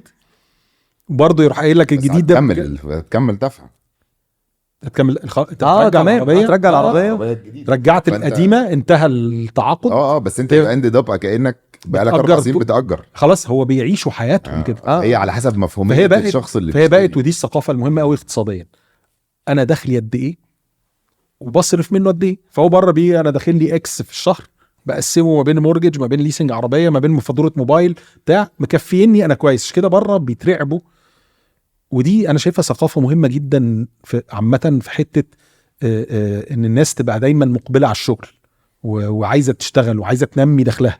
لان هو بره اللي هم بيسموه بالانجليزي يقول لك باي تشيك تو باي تشيك، انا بيخش لي كام وبصرف كام. صح. احنا في مصر عندنا ثقافه مختلفه شويه. عندي حته الارض اللي انا كل شويه بيع منها ايرات، وعندي بالعكس على فكره اقتصاد، وده اللي مقوي اقتصادنا جدا، ان احنا دايما عندنا الريزيرفز. ايوه، وعندنا حته الارض، وعندي المخزن اللي متاجر، وعندي المحل اللي في مش عارف فين، وعندي وشقه استثمرت فيها، وعندي وحته الذهب عندنا ثقافه فيها حته المخزون دي، ودي مقويه الاقتصاد المصري جدا على فكره. ده اللي بيخلينا ما بنتهزش في الازمات العالميه زي بره. هو بره عايش على الكريدت وعايش على الباي تشيك تو باي تشيك، والقصه دي كلها له مميزاته وعيوبه. بس انا بقول لك الثقافه بتاعت عشان ما تتخضش من العقار، دايما قيس انا اقدر ادفع قد ايه في الشهر، ما تتخضش من اي حد على فكره مهما كانت ملاءته. بقول لك بره، انا دايما اقول المثال ده، ما حدش بيشتري بيت لو البيت ب$100 مليون في امريكا. شوف في بيفرلي هيلز وقصر كبير ب$100 مليون، ما حدش بيشتريه. لو بص ملياردير ما بيشتريوش كاش، لا طبعا ساعتها ده مش حسن استغلال للاموال، ما بيحصلش. فبيروح هو نفسه راجل على فكره، ما هو اللي بيشتري بيت ب$100 مليون ده معاه، وغالبا بقول لك ملياردير ويقدر يشتريه كاش. بس هو بيجي يقول لك انا جبس $100 مليون ليه؟ انا ادفع 10% مقدم $10 مليون وفجأة واقسط على 30 سنه، فاي فريد اب، او بقى معايا 90، ما انا كنت عندي استعداد ادفع 100، فبعايا 90 فري استثمرهم، افتح بيهم مصنع، ابدا بيهم بزنس جديد، اشغل بيهم حد، اشتري بيتين بدل بيت، فالاقتصاد كبر. لا وغير كده ده هيأجر البتاع لحد هو اللي هيدفع له الشهري اللي هو المفروض كان يدفعه عشان فيه. اقول لك بقى على مثال يموت من الضحك. انا وكريم كنا عايشين مع بعض في امريكا، بس كريم عايش بقاله كتير قوي، انا رحت كان تصوير كده. فالمهم كريم عامل ليسنج لعربيته، تمام، وانا رحت وعايز اجيب عربيه، فبقول له، بيقول لي ما تعمل ليسنج. قلت له يعني ايه ليسنج يا معلم؟ فبيحكي لي، تمام، قلت له ليه وانا عبيط؟ انا يضحكوا عليا انا يا باشا اكيش في واحده مستعمله احسن ما اقعد ادفع كل فجر، اقعد ما ادفع كل شهر، وفي الاخر انت بتضحك عليا كاني مأجرها وما تبقاش بتاعتي، فاهم؟ فهو نفس ده اهو ثقافه. انا عملت اللي انت بتقول عليه ده بالظبط. وكنت يعني احنا بنحب نمتلك. كنت النكته بتاعت المنطقه اللي انا ساكن فيها بره، لما عشت بره فتره وجيزه، رحت بقى الثقافه بتاعتنا انا اشتري عربيتي. انت عارف احنا المصريين بيحطوا جزء كبير جدا من قيمتهم من ثروتهم في العربيه. احنا عندنا دايما ده مؤخرا بدا يخش حته الكار لون والقصه دي كلها. احنا كان زمان العربيه كاش. انا حوشت فلوس نزلت حوشت وجبت ثمن العربيه. فانا رايح بثقافه المصري هناك، انا اشتري العربيه عربيتي، محدش عارف بقى بتاع عربيتي. فكنت يعني مجال التريقه يعني بتاع المنطقه والاصدقاء بقى اللي اعرفهم والمصريين الخبره اللي بقى لهم هناك كتير، وقصه ايه يا عم اللي انت عملت الفلوس اللي انت جبستها في العربيه دي؟ ده انت كنت ممكن تبقى ب 10% فلوسك في الارض، والعربيه بتديبريشيت اصلا كمان هناك، العربيه عماله بتخسر سعر اصلا. لحظه، اوعوا تكونوا فاكرين ان الحلقه كده خلصت. ده كان الجزء الاول، وكمان كام يوم هننزل لكم الجزء التاني.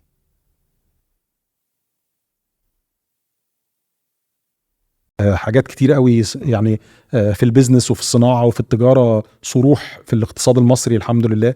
انا بحلم بطبعي، ودايما the sky's the limit، وما بحطش حد للحلم، بس عمري ما كنت اتخيل. مش كده بقول لك فضل كبير قوي من ربنا، عمري ما كنت اتخيل ان في سنتين يحصل النتيجه دي. شغف، اصرار، هقع واقوم،